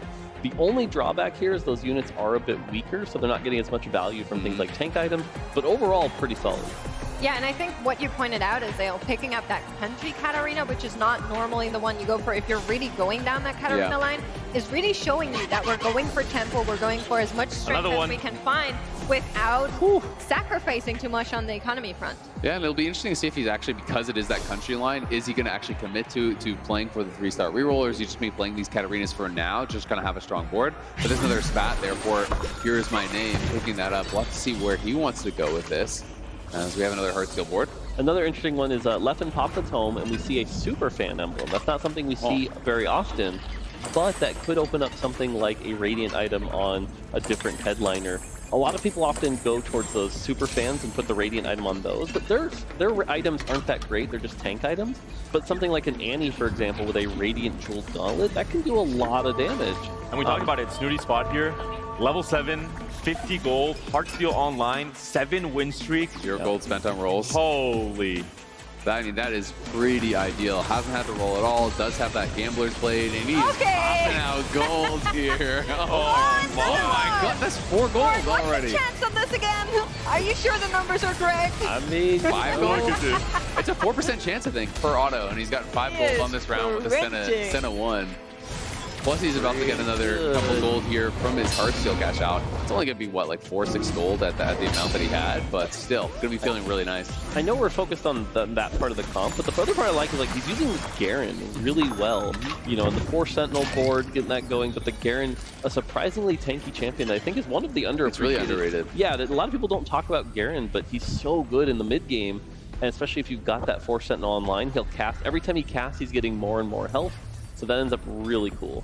Yeah, I think especially if you can actually hit the Sentinel Garen instead of the 8-bit Garen, I think those lines play a lot better. Because especially as you're saying, you know, in mid game, if you have +1 Sentinel, you can play it with, you know, with an Echo, with a Mordekaiser, or whatever. Easily have those 4 Sentinel boards. That is going to give you a super beefy front line that you can kind of just pair that with any decent carry behind it, and you're going to have a lot of success. Now, what we're seeing on Left and Sport, you pointed it out earlier more, the Superfan emblem. We were kind of thinking maybe we see a more vertical into the Superfans, but that's not what's going on here. We're just going for 3, getting that extra item without having to play the rather weak units now. In the previous patch, they were a little bit crazy, but now I feel like this is a play that you can make, but it doesn't seem to work out for Leffen right 10 now. 10 loss streak. I mean, he's 10 loss. He does have Tiniest Titans, so okay, you're getting a little bit of health back and whatnot, but this is a tough spot to be in. Yeah, he's playing reroll once again, played reroll lines last game as well with the Punk. But, you know, you're on 3-7, you haven't 3-starred your Annie, he still needs 2 more. It is not a good spot to be in. We did see the stat earlier on. Not a single player holding a single copy of Annie, so at the very least, that is in his favor. Has to roll down here, I think, until he hits Annie 3, level up, and try and hit this Lulu. You can't have a Lulu 2 on your bench. It does not make sense, especially not at 32 HP. Yeah, I think now's the turn where you have to roll it down. The other thing I want to call out is, like, you're using the Superfan emblem to get a Jeweled Gauntlet. So when you think about a Tome as a drop, that's not really a great trade-off, right? You really want to get something that's much more advantageous, that's going to swing. I think we need to see a big roll down here. Annie 3 at 4-1 is already hitting very late. Finds an Annie, and you can kind of see this is a relatively slower roll down than I think we're used to. Yeah. So is it comfort, or, you know, is it the pressure of being here in person? I think it's trying to be deliberate, and he does find the Annie eventually, which is good on level 6 for 1. A little bit late for sure, but at least you have her now. Question is, how is that going to perform into the later stages, where we know that there are players like Snooty, like Dishsoap, who really like to play for capped out boards. Yeah, he also just, his front line is so weak, and I always feel like when you're playing Annie as this carry, if you over-itemize into a secondary carry early on, like in stage 3, stage 4, I feel like you don't have enough time for the Annie to really ramp up, because Annie is only strong after that 4th cast comes through, right? And when you're playing for Shojin, you're getting that additional attack speed. After that 4th cast, 50% attack speed, you really start to go crazy, but you need a strong enough front line to really buy time. And when your Superfan emblem is for a carry item, you have 2 more carry items slammed there as well. His itemization is not where he wants it to be. Yeah, I agree. Going into the augment stage, couple interesting choices here. Gold augments are always like, there's always the easy outs, right? Like the Contagions, the Healing Orbs, the Cybernetic Bulk. But does somebody get something that throws a wrench into it? You know, something like Salvage Bin, where you can like rework all your items, something like that. We get Ascension here, which is an interesting choice. Ascension has generally fallen out of favor since when it was introduced. Combats, you know, generally resolve pretty quick. It's like, well, I'm already kind of behind. It hasn't really swung the fight. Ahri with Gunblade, though, will help get to that point. I love this. I love this. Poppy headliner with a Radiant TG. She can use so many items well. And again, you have damage with the Ahri and the Jhin duo carry. You need a frontline. Perfect headliner there for Indy Alex. I recently saw a Poppy 3 headliner, and that thing was going crazy. She was dunking on every single unit. Hammer time, like, I love this. I really hope that that's where we're headed, because it's just such a joy to watch. Yeah, Poppy is not a popular unit, but definitely can be strong. Look at her! Hitting it early on 4-2. It's also a pretty beefy unit, you know, especially with that Radiant Sterix. So buying a lot of time for this Jhin Well, especially with the Gunblade, yeah, some items or some units did get into the backline, but you actually have a lot of sustain when you have that many violins built up. And this goes to show, I think, the really good understanding of how headliners are supposed to be played in this set, where you have so much damage, and we saw the fight there. You know, it really was all about that Poppy buying enough time for the rest of the comp. Yeah, I thought that was a great use of Poppy. The Radiant Thieves Gloves just provides so much extra value here. Getting a look at this board here, I like the Caitlyn here. These are great Caitlyn items. Has that strong Crown Guard. One of the interesting things about the Crown Guard, by the way, though, is that when you have 2 on this, your shield is so big, often it'll last the full 8 seconds. So sometimes it's always a debate, do you want to move those onto separate carries? But I do like here with the Alawi, hopefully going to be generating enough of a shield to buy time for that Caitlyn. And you can see Disso relatively low on HP, unlike last game. He's down at 44. He rolled to 0 on level 8, so didn't feel he could push to 9, was getting too low on health. Did hit 2 Alawis, so a potential out there if he can get that 3rd Alawi on Carousel or something like that to get an early Alawi 2 would really stabilize him, but heavily dependent upon this Caitlyn for now.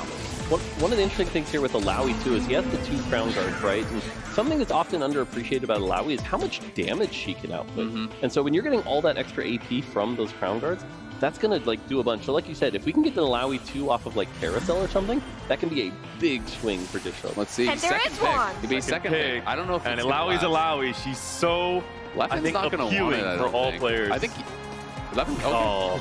Here Okay, he never mind. goes. I wonder if he's taking that as a denial or if he just wanted the, you know, it's a 5 cost with a frontline item, because Leffen, we talked about it earlier, is really lacking frontline.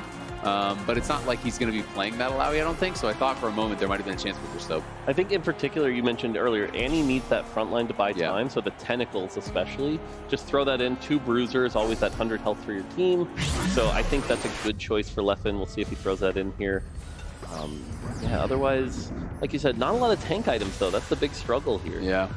The Alawi did have a belt though, right? So he's getting that value there either way. Builds the Nashers. Oh, yeah, he's just not gonna have the front line. I think he's gonna struggle.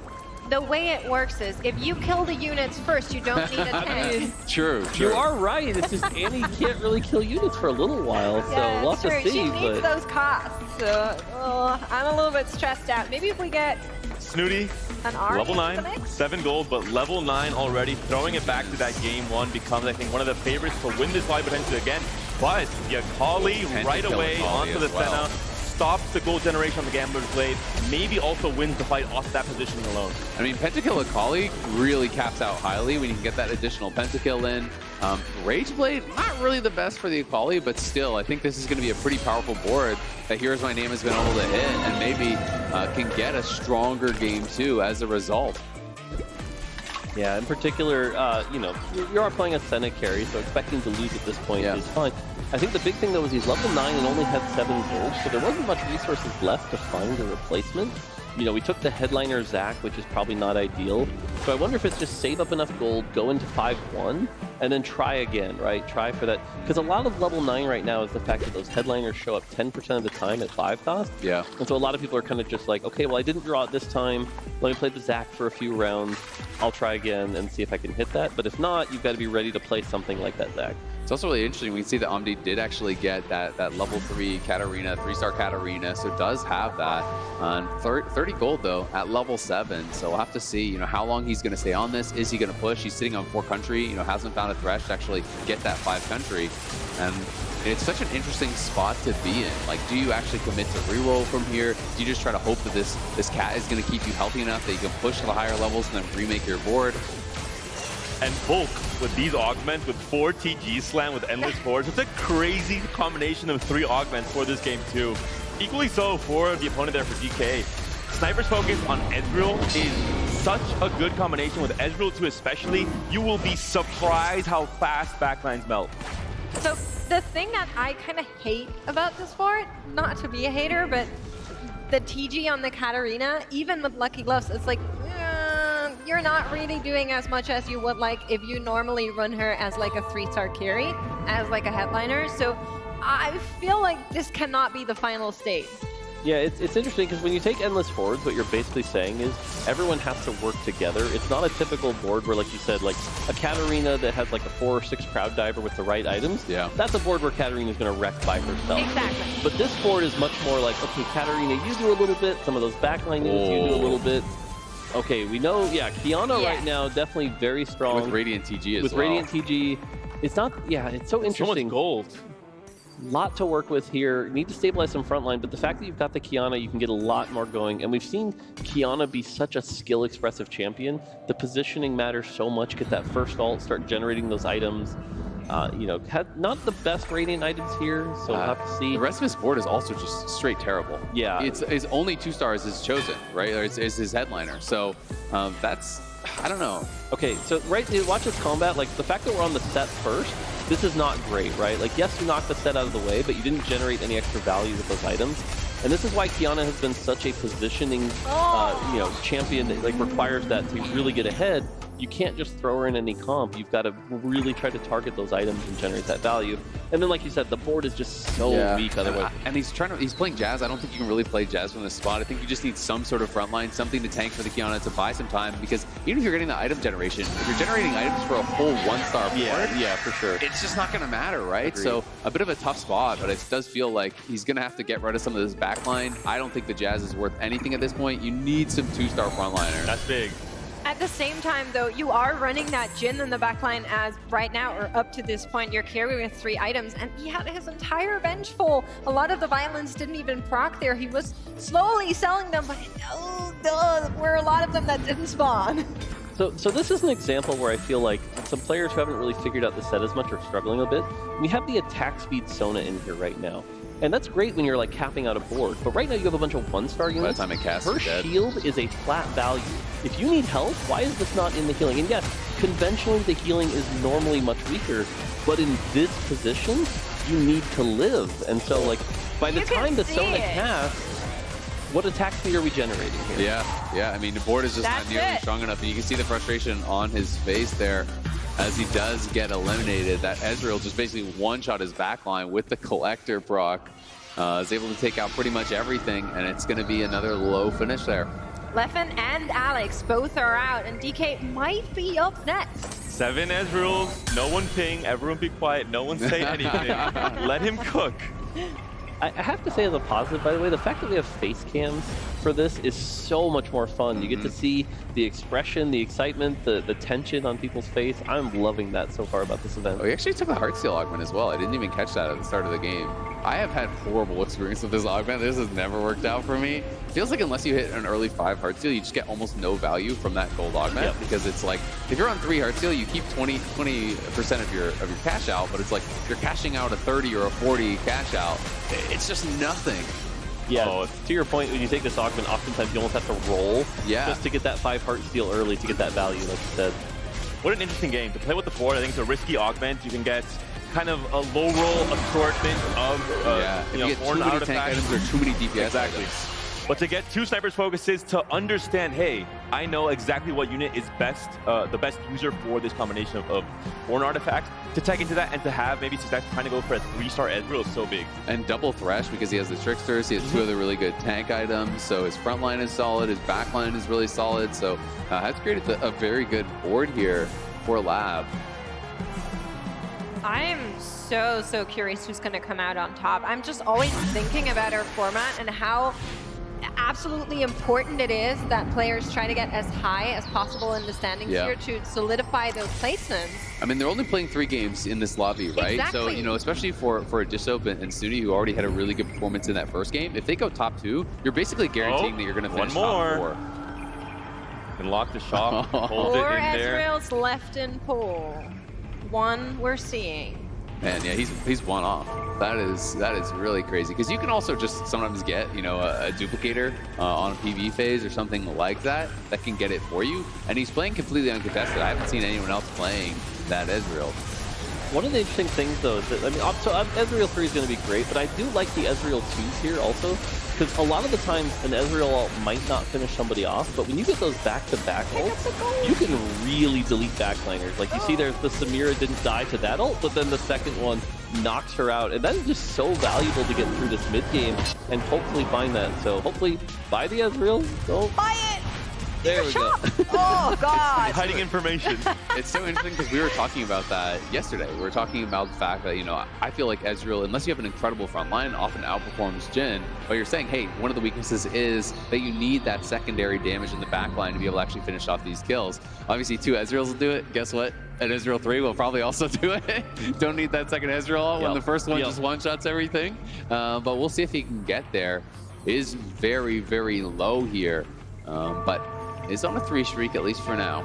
Yeah, the health right now, if you look at the health, like anyone could go out at any moment with one bad matchup here. And it is going to be one of those 2 players. We have Here's My Name on the other side and DK on the side that we are watching over. And somebody is going to go out in the background. We have yet another Karthus. This one doesn't really have a mana item though, so it's going to be a little bit slower with getting these casts off, and I don't think it's going to be enough. DK able to hang on here, heroically raises his fist saying, yeah, I've got this.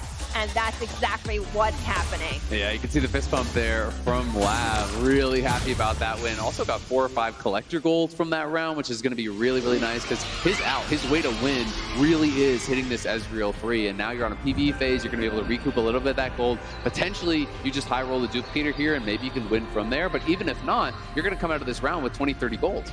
Yeah, it's interesting. If the score sheet's right there, it says chance to roll an Ezreal 2.89%, which honestly 2% is not. So you're telling me there's a chance. There is a chance. I mean, for sure, you get a lot of rolls. You know, maybe a duplicator. So. Could happen. And looking at this top 4, TFT clearly all luck, all variants, but the same exact top 4 as that game 1. Very experienced players trying to punch their ticket into that round 2 later today. All right, we get the roll down here, looking for that Ezreal. Where is he? I don't know if it's just me, but on this set, every time I roll for like, I'm going for a 3-star or something, and you see a headliner pop up, I get baited and think that I have it because I see the upgrade icon. I get really excited for a second, but 2-star Yorick with the double Hullbreaker, that is going to be actually really, really strong. Yes, it's not the Ezreal 3, but that is a massive hit on level 8 with What the Forge, plus the double HP that you're getting from the Hullbreaker. He's going to be insanely tanky. The big question is it big enough going off against Dish Soap here? And on the other side, we are seeing that fully itemized cable, and I think DK should have the upper hand here, but we're gonna see whether or not it works out. Big ults coming in from the Ezreals in the backline. The Yorick making headway there, but the Caitlyn is untouched. She can fire away. Cupcake going strong, but it will not be strong enough, and Dish Soap will take the loss here. Yeah, that was close. I mean, the What the Forge, the HP from What the Forge is actually making a difference on your backliners as well, against Akali's, against Caitlyn's, against Karthus, all these things that do have that backline access. Dish Soap, though, you know, has no gold left either. So despite the fact that he is at level 9, you know, hasn't been able to actually transition over to any sort of legendary headliner. We can see Omdi here as well, still sitting on that Cat 3. Hasn't felt like he has had an opportunity to really try to pivot. So we were talking about Sona earlier and how sometimes the heal is the right case. This is a time where the attack speed one is just so much better. So many units. 12 units all generating that on-hit value. This is where it shines, that if you can get to survive long enough to get that proc, it's going to be so much value here. Now we are looking over DK's shoulder one more time. Snooty on the other side. One of these 2 players is going to get knocked out here. It's a top 4 nonetheless, but I think it might go DK's way despite not finding that Ezreal. There's just so much damage that this The team Jhin, though, is going crazy and has the Could it PT, be a BT div on a Jhin here? The show's gonna stick, but he's already surrounded, cornered, and Snooty from first to fourth, still a stable, good game 2 result. I mean, first and fourth, you only play 3 games. I would feel like you have to be feeling incredibly confident that you're going to be top 4. Maybe it's not guaranteed, but unless absolute disaster strikes, he has to be feeling good about his chances to advance. It's funny, Lab's going to be in this interesting situation where clearly he's frustrated that he hasn't hit that Ezreal, but at the same time, he's winning, he's on a hot streak. You know, for all we know, he could still actually just win the lobby outright without the Ezreal. And so it's one of those things, like, if you're a streamer, you're like, oh, I didn't get the content, I didn't get the 3-star. But who cares? You won the game, you know? Yeah, I mean, you're in a tournament. I think at the end of the day, you're just looking for the win. And he still could hit. You know, he's holding 2 Alawi, so there's potential to hit that as well. He has good backline access, and we'll see if he's going to be able to make it happen against Omdi. On the other side of the board, we are seeing that Katarina again that we were talking about earlier. With the Endless Hordes, of course, a lot of pressure points that could come down onto this comp, but I feel like the pressure points that DK has built are stronger. You have the 2 Ezreals, you Yorick have the just won't die, double though. Hull Breaker Yorick, and that's just so much damage. Both of them firing away. Katarina is going to get eliminated, and they're making their way to the backline, but it's not enough. Wow. Oh my god, that Katarina go down, but both the Ezreals were stacked in the corner, so the Crowd Diver stun actually stunned them up, got enough damage down that he just barely wins out. I thought that Omni was going to lose that for sure. I thought the Yorick was going to be the diff. Yeah, it was close. Yorick, unfortunately, with no healing, just kind of runs into the situation where eventually he gets taken down. That is an unfortunate Kiana situation. They can eventually die. You know, it's sad times. What can I say? What can I say? And huge props to Disto making it this far, still on the Caitlyn headliner. We're almost at stage 7 and still making this board work. Kiana probably a big part of that from very early on in that stage 4 and 5. I like this. So he puts the items on his secondary Lucian there to actually pop off the Morellos because he has the ability to get that level 2 Lucian. So he doesn't want it to be holding a utility item like the Morellos. So a really smart thing that you can do when you're about to star up one of your units. And now Disto here, 5 HP. He's got to win. Let's see if Lucian can make it happen. And they still has another life should he lose here. And I feel like his board is even stronger still. A lot of potential upgrades on the side of This Disto. Lucian is doing work, though. But I don't know whether or not it is enough. In the backline, we're seeing the fight happen. The Hecarim, an angry pony rushing for that backline. Ezreal do it. Can he win the 1v2? I think it's not going to be the case. If the ult would have come through on that last cast, it does in the end. Not even a second, a millisecond off in the end there. Oh, Disto just in disgust. Oh, that's a good game though. A lot of really close fights, which is showing that like there's a lot of things that can work. Things are in a great spot here. So really cool play with the Endless Hordes and the gloves there. That was a great game. Yeah, that is such a different style of game, right? Yeah. And I think it shows the power of some of these less predictable lines, some of these less common lines that we do get to see, because that is not an augment that many people would have clicked, right? You know, they wouldn't have been playing that sort of style. And actually, even sitting on that Katarina, even though it's a country Katarina, the whole game through, being able to actually, you know, use that, win out the lobby. I would never have thought that he was actually going to be able to get first place in that lobby with a country Katarina and Thieves Gloves on it as his headliner. Yeah, just taking advantage of those extra units, the extra value of the Thieves Gloves there, played that well. Even up against like someone like Caitlyn, right? She has to snipe 4 targets at a time, and the fact that there are, you know, 9, 10, 11 targets in the late game, that means it's going to be a while before you get to those big carries. And so again, really good use of that augment to win the game. I think it really highlights the knowledge diff when it comes to set 10. Again, you mentioned at the beginning, knowing all these different lines, studying the stats, the combination of augments and units, Ezreal with Sniper's Focus, for example. I think it goes to show the skill level here at Vegas Open. Well, and I think, you know, even more than just, you know, knowing the stats and knowing the lines, it's being able to understand when the stats are not indicative of the performance it will have in that game, right? Because there are some augments that have, you know, really poor stats, but if it's in the right position and you can recognize that, they can be incredibly powerful. There's units and combinations that can be incredibly powerful, even if they're showing their top 4 rate is terrible or this item shouldn't really work in this case. And being able to go that extra step and identify, you know, what is making something succeed or fail allows you to go to that next level. Yeah, a big part too is that like we talked about how we had a patch and there were only a few days to adjust. Endless Hordes was really good in the last patch because it took advantage of Jazz, right? And so you were able to like maximize those traits, get a ton of value.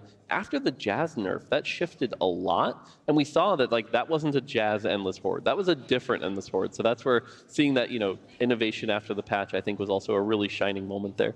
Yeah, I absolutely agree. And I just want to say again, this is especially impressive because players here don't have access to like any stat sheets that would tell you what augment is currently good. So you can actually tell who's thinking about kind of the mechanics behind it of what makes sense and the experience that a lot of them have in playing like thousands of games across multiple sets. I mean, that's where a lot of the value of that practice and preparation will come through, being able to have prepared with so many different players, being able to know all the different lines, you know, which situations you can play different strategies in is so incredibly important, because if you fail, if you make that bad choice in one of these matches, again, 75% of players are out on day 1. Well, let's take a look at the highlights from this game here and see what our favorite moments were. My favorite moment is seeing all of the people that are here, to be honest with you. I talked to so many players and they're saying like, I can't believe I'm here to play TFT. And I think that's such a dear statement. Yeah, I totally agree here. Looking at the board, we talked about, again, playing what you hit, right? Like being willing to play the Katarina with the wrong headliner here, with the augment, but understanding that that was a line, trusting that he could do that, really making a difference here. You know, we saw the Ezreals, unfortunately wasn't able to get the Ezreal 3, but despite that, being able to turn this into a third, playing around that What the Forge, getting those key ultimates, that was great. The fist bump, I love it. I love the player reaction. So great. This brings so much character here. And again, we see this was that super close fight with a crowd diver Katarina stunning both Ezreals, making a massive difference. And so going into the final fight here, we saw like the Lucian, everything else, and the Kiana trying to do her best here, but just not quite enough. Too many things to take down. Again, very close here at the end, but that damage from the Sona, getting the win, and you can even he barely believed it. It's great. I mean, I love it. You can see just like all the different stages that they're going through. Just Soap shaking his head thinking he lost for sure, and then he's like, oh, wait. And then on the other side, you see him realize that he could actually lose the round, and they start getting nervous. Let's talk about the standings here that we are seeing, because there is only one more game that comes after this, and then the top 4 are going to get moved on to the next round, and the bottom 4 are going to get knocked out. I think the key word for this game was adaptability. I think that's one of the coolest things. Set 9, let's be honest, at 2-1, it was a lot about spot recognition and knowing what line to play, what was your combination of augments and especially trait augments with Earth at the very end there.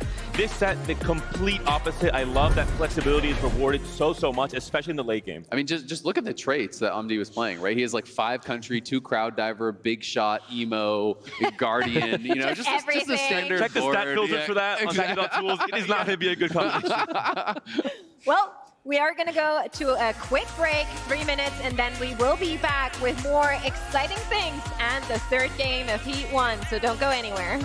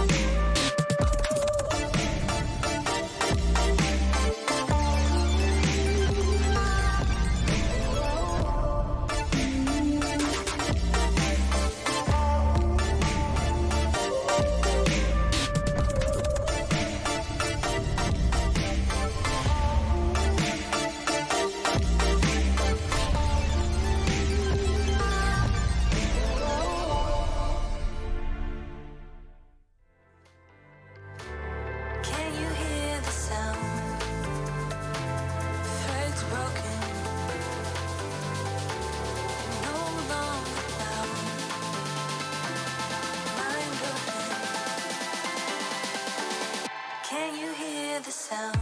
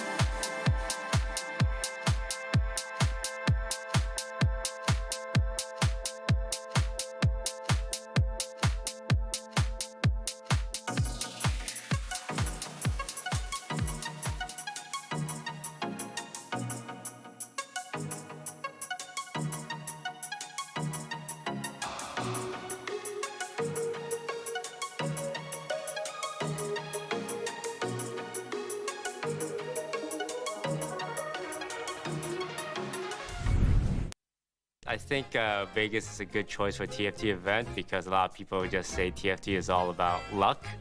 But just like these Vegas casino games, it is like 60% luck, and I would say it is like 40% skill involved. Like you keep seeing the same names at the top of ladder every single season because there is strategy, there is skill. But I mean, sometimes you're gonna have one game where it's just all luck, and that's gonna happen. But it's about your average over like thousands of games. Well, it's true. There is some luck, but not everything.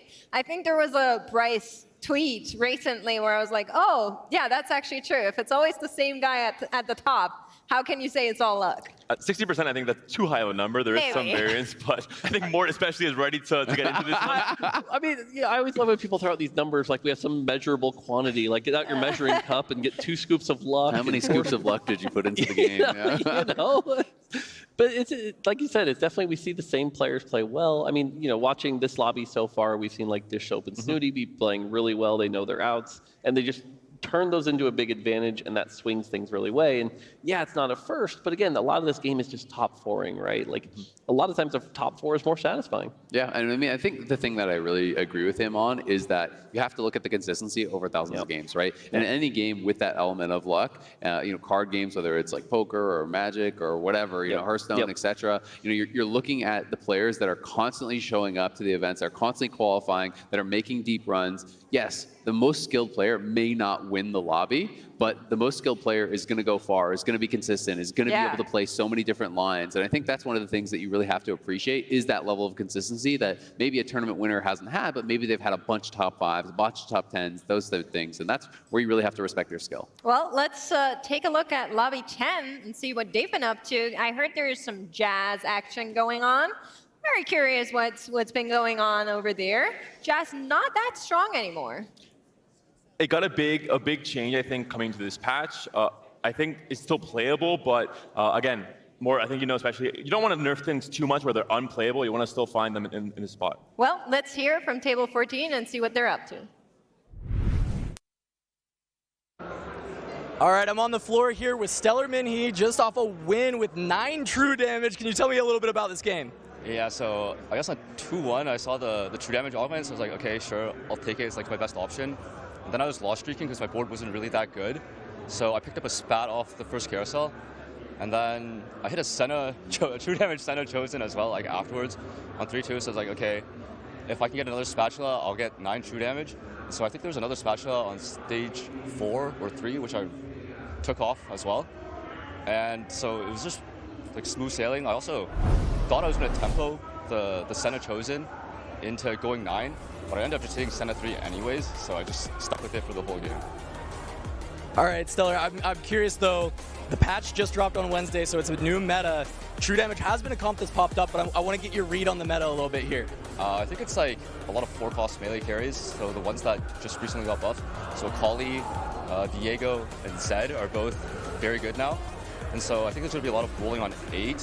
Fast 9 is sort of not that good anymore since they nerfed Ziggs. Like, you can't just roll and hit Ziggs 1 and then just be good for the rest of the game until you can upgrade your entire board. So yeah, that's how I feel about the meta for now. All right, thanks for the responses. Stellar, congrats on the W. Keep it up. I'm going to send it back to the desk. Yeah, thank you so much, Casanova, out there on the floor. Of course, there's so much going on. I love hearing from people. Yeah, no, it's really interesting. It's also interesting to hear his take is that, you know, it's going to be a lot of Diego, a lot of Zed. Obviously, we did see a Kali in the lobbies that we've been watching. I heard a lot of people talking about the power of those lines with Zed, with Diego, but we haven't really been seeing it much in these games thus far. Yeah, I think those are the kind of comps that if you can put them together, cap out really high.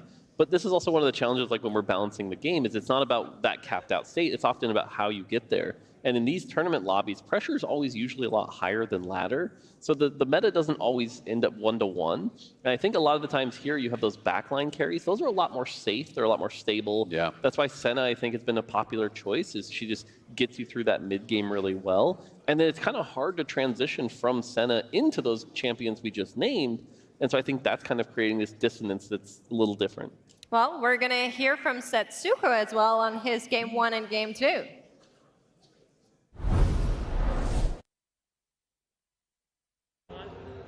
Hello, everyone. I'm here with one of the top players in NA, Setsuko, who's been playing at Station 11. You ended up getting that first game win, but what happened in that second game? Oh, the second game I just threw a bit. Like I could have won. I got a farm for my Hearthstone cash out on stage 5, and then I just couldn't make a I didn't play the right board in time, and then I died. I mean, I was 1 life, so like I can't make any mistakes there. But yeah, I should have won that game, but I just threw it. Yeah. Well, you still have this third game, so what are you feeling going into this third one to be able to make it into the top 256? Oh, I mean the scores are actually kind of close. I think like all the top 5 people, like the bot 3 again, so the top 5 is actually pretty close.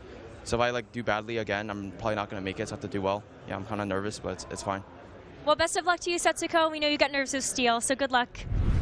Yeah, best of luck. I think it's one of the interesting things about the playstyle that he has. You know, it was Gangly was talking earlier that he has like a 30-something% win rate, like first place rate on ladder. But largely he's able to do that because he goes to these fast 9, he goes to these late situations, and he rolls down and creates a perfect board in 1 turn. You do that incredibly fast. Yep. And when you do that, it is such an unforgiving playstyle. If you get dizzy, if you make a mistake, you just die. There's no more turns to give, and he talked about that happening to him in the game too. Getting a big Hearthsteel cash out, but not being able to craft the board that he needed means, hey, he's in danger of actually going home.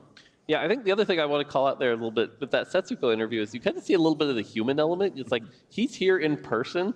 That it's very different than I think maybe that Setsuko online persona. Yeah. And you could see it there where he's like, I'm a little nervous. I kind of have a reputation to hold up here. It's like seeing that on his face, it's like you're kind of rooting for him a little bit. You're like, okay, come on, Setsuko, you got this. And so. And also the comfort element. I think Setsuko plays with a very specific set of variables in his stream while he's playing with music, his very specific music as well. Not the same case here at LAN. Obviously, you're playing in a physical space as well. You don't have the same thing surrounding you, so that could affect your gameplay as well. Behind you with the it goes boombox. to show the level of play in this tournament where Setsuko could be in danger of not making it to that second round. Well, we're going to hear from Panda, who was out on the floor earlier. Well, everyone, at the TFT Las Vegas Open with this great prize tower, and you have to come here with this little card, punch out this coin right here, slot it into the insert coin slot, and a prize will roll out with just a great little gift for you. If you don't want to miss it, definitely come over here and check it out. Might be hard. Oh. A pin. Wait, was that Pengu? Was that Pengu? It was a pin and a penguin also all in one. Oh, nice. Cool. Yeah, yeah. I've heard there's also different rarities. I want to see a graph with all the possible loot rewards. Can we have a loot table for the prize tower? How many are in the Do you have a special pool? coin, Mort, to just get the golden Pengu that's in there or something? I mean, you know, we got our little tricks, but it's really cool to see, you know, like all the different stuff people can get here. During the thing I did earlier, got to sign posters and stuff. Yeah, the panel, thank you. Words are hard. Got to, you know, sign some posters. People have different posters and stuff like that. Kent was signing all the Lilia posters. So surprise, surprise. Yeah, you know. I actually really like the entrance as well. Like the entrance portal that you're walking in through is really cool. There's a Chibi Kaisa statue that's outside as well. Yep. And we're just waiting. The players, I think, are almost ready for this third and final game for this lobby that we have been following. A lot of the favorites are doing well thus far, but of course, no one, you know, is completely safe going into this final game. As Setsuko mentioned, with maybe 5 players with a decent amount of points, in this case, a bit more of a gap between 4th and 5th. I think it's, you know, 12 to 8. It still could be 1/8, despite your great results in the first 2 games, could knock you out in the 5th or 6th place. So a lot on the line here for these 8 players. Absolutely is. And it's not only about making it to round 2, it's also a little bit about winning your lobby, you know? You want to be the person that was the first one that won at the TBO main stage. That's something to brag about. So Silver Symphony, by the way, this is always an interesting one because as soon as you get this portal, the Recombobulator comes to your mind because you might get that 3-2 or 4-2 Recombobulator. If you haven't seen Recombobulator, you start to plan for that because that could swing your game really hard. I'm kind of surprised they leaned into this one at a tournament setting, but for some of these players that really need a big swing, I think that's what you play for. Well, it's also interesting because, like, when I think of the all-silver augments, I think of generally like a lower variance because there's less power oftentimes, you know, from these augments. So I feel like if you're already a top dog, if you're doing really well in this lobby, then hey, maybe you're feeling pretty comfortable getting an Urgot from your first orb and then picking up a TK. That's already feeling pretty nice because you could obviously hit a country headliner, you could hit a cat, and then you're already on that 3 country, which is such a strong early start. But here on this well, a Yone, that always makes me feel like I want to try to potentially dig for that Heartsteel. But there's also Edgelord Yasuo, which is a good option that can pair with that. So this is already a pretty tough choice. If it were me, like if it were you guys, would you be selling the Urgot to actually pick up the Yasuo here at all, or would you be still digging for Heartsteel? So in this position, I usually keep the Urgot. Urgot is just such a good tempo. And yeah, you're trying to hopefully maybe hit something like the Heartsteel. But now, for example, the fact that you saw the Cassante here, you know you're not getting the Heartsteel Cassante next shop. And so now it's like, oh, do you start playing around the Urgot? The other thing is the items here. Urgot really is hopefully trying to get at least one AD item here, and that tier is not as great. It's also not that great for Yone. Yeah. And so that's giving you a little pause as well to maybe lock into one of those positions. So I have been seeing more people with the Crowd Diver Yone lines playing like Hodge and some of these more upfront burst type items, you know, to get those early kills. So we'll see, you know, if he's actually going to pick up the Katarina, if he's going to sell. Gonna come in. Let's see if there's anything interesting in our augment choices. Of course, I feel like stuff like Tiny Titans or even like the Silver Spoon feels very kind of safe for now. Silver Spoon especially, I think, last patch with how prioritized certain 3 costs were, it's absolutely huge to have those earlier shops where you find a Nico, for example, with Superfan, where it fits so well to get Superfan online, but also 3 KDA early on. In this patch, maybe not so much. Yone is one of the big ones set as well, if you're able to get Heartsteel online. But for now, Yasuo Headliner, finally, a clickable unit in this patch. I think it does so much for AD carries in Stage 2. Yeah, Yasuo can definitely get you there. You want to make sure to have at least one item on him so you get that massive bling bonus, as well as the headliner. He's one of the champions that has a very powerful headliner bonus compared to everyone else. You know, so getting that early with that Omnivamp could be very valuable here. Is that a Senna 2? It is. A non-headliner Senna 2. On 2-1. That's a question mark ping if I'm in that game. Nice. That is like really, really strong, but at the same time, doesn't have a lot of frontline. We'll see if he actually ends up even winning this. Will do so. Yeah, as it should be enough. It's just going to be Senna versus Senna, so it's going to be enough, but closer than you might have thought with that early Senna too. Yeah, I mean, if you look at the augment, he took the augment that gives you a bunch of units, so that's going to be there's some another extra Senna. power here. Apparently, yeah, we'll just get all the Sennas, maybe And hit an Echo. We'll hit Senna 3 on, 2-2. But yeah, I mean, the Echo here is really good for that Sentinel. So. Oh, and Sentinel, yeah, of course. This is one of the augments that I really loved last patch because you can high roll into very key units, but even if you don't, you can just play for a fast 9 econ angle instead. So I love the fact that there's that duality to this augment that really allows you to never low roll really in Stage 2. Yeah, I agree with that. That's why I like it as well. Feels a little bit like missed connections where you also have that same effect. I really like this play, by the way, here. This was a power level go to 5 on 2-2 because he had the Echo in his shop, which was such a key unit, giving him that Sentinel. So I really like this play. Should be able to take that Senna 2, run a streak with this, and at least have a very powerful Stage 2. It's also really interesting because he's sitting on the 2 Cassantes, like that would be his third Sentinels. If you find a Mord or anything like that, you could go towards a really quick 4 Sentinel. And I think that can have some merit, you know, to even drop a Superfan to make things like that happen. So we'll see where he wants to go. We have Omdi at level 5, only player at level 5 right now. A few players not electing to actually level up, including Dish Soap. So Dish Soap already at 20 gold. You can see Snooty Boo at 27 gold here now as well. Yeah, it's so interesting. If you look at the gold totals right now, most of the lobby is in single digits still, really low single digit even. Then we see Bradini at 16, and then Snooty and Dish Soap 30. Yep. That is a massive difference between the top and the bottom of the lobby. And we know both Snooty and Dish Soap have been kind of our top players in this lobby, so are they just going to use that to convert to swing? Are we going to see something? Like, they don't really need to play for that recombobulator out, so just playing that strong golden conversion should be really cool here. Going to be seeing whether or not DK can continue the streak that we're trying to get going here, but on the other side is Amdi, who has the same mission and the same goal, and only one can succeed with that small little mini game at the start of every single round. And it seems like DK is going to be on the losing end of this one.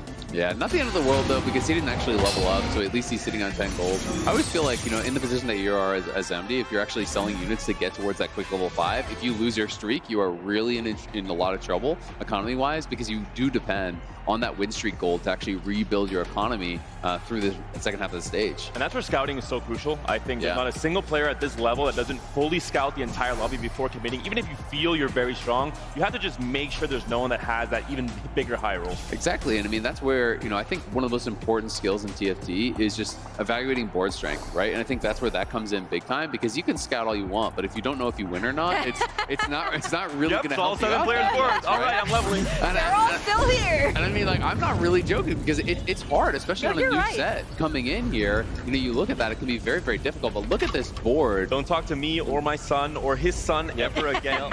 He's 40 gold playing Heartsteel. Like, this is a great start. Yeah, definitely a strong economic start here. He's going to have full choice of his items later. He has slammed nothing right now. You know, probably isn't going to go for this Cassante 3, but at the very least can hold this for a while. Is going to get full loss streak. Now it's almost like a question of who's going to fight. Is it going to be Dish Soap or Snooty? You know, who's going to fight each other? Because they're the ones right now streaking, trying to get that maximum value here. Goes up against another Senna 2 here. So a lot of Senna 2s right now, very being favored in this early game. Yeah, absolutely. I'm super interested to see what Dish Soap's board is actually. You know, is he going to try, you know, if they're both on 4 streak, are any of them going to just like full sell or try to make sure that they're guaranteeing that 5 loss streak? Because it is a lot of economy lost. You know, if you do go out on that 4 streak, you get a win. It really hurts you over the next couple of rounds, especially when you already have taken so much HP damage. Like, you can see 74, 77 HP. Both these guys on a 5 streak. And I personally love that Dish Soap just came over to watch what was going on with Snooty, because he knew he was safe. He was going to lose. But do they full sell, right? That's this the question. Yasuo is going to go 100%. I think you have to. Yeah, I mean, I think you have to at this point when you've already committed to the 4 streak, especially, you know, when you're potentially going up against this other player. I almost think you can get away with it, specifically because Snooty's got the Heartsteel and he's not going to want to part with that. So you can probably get away with it. Like I said, definitely sell the Yasuo. I agree.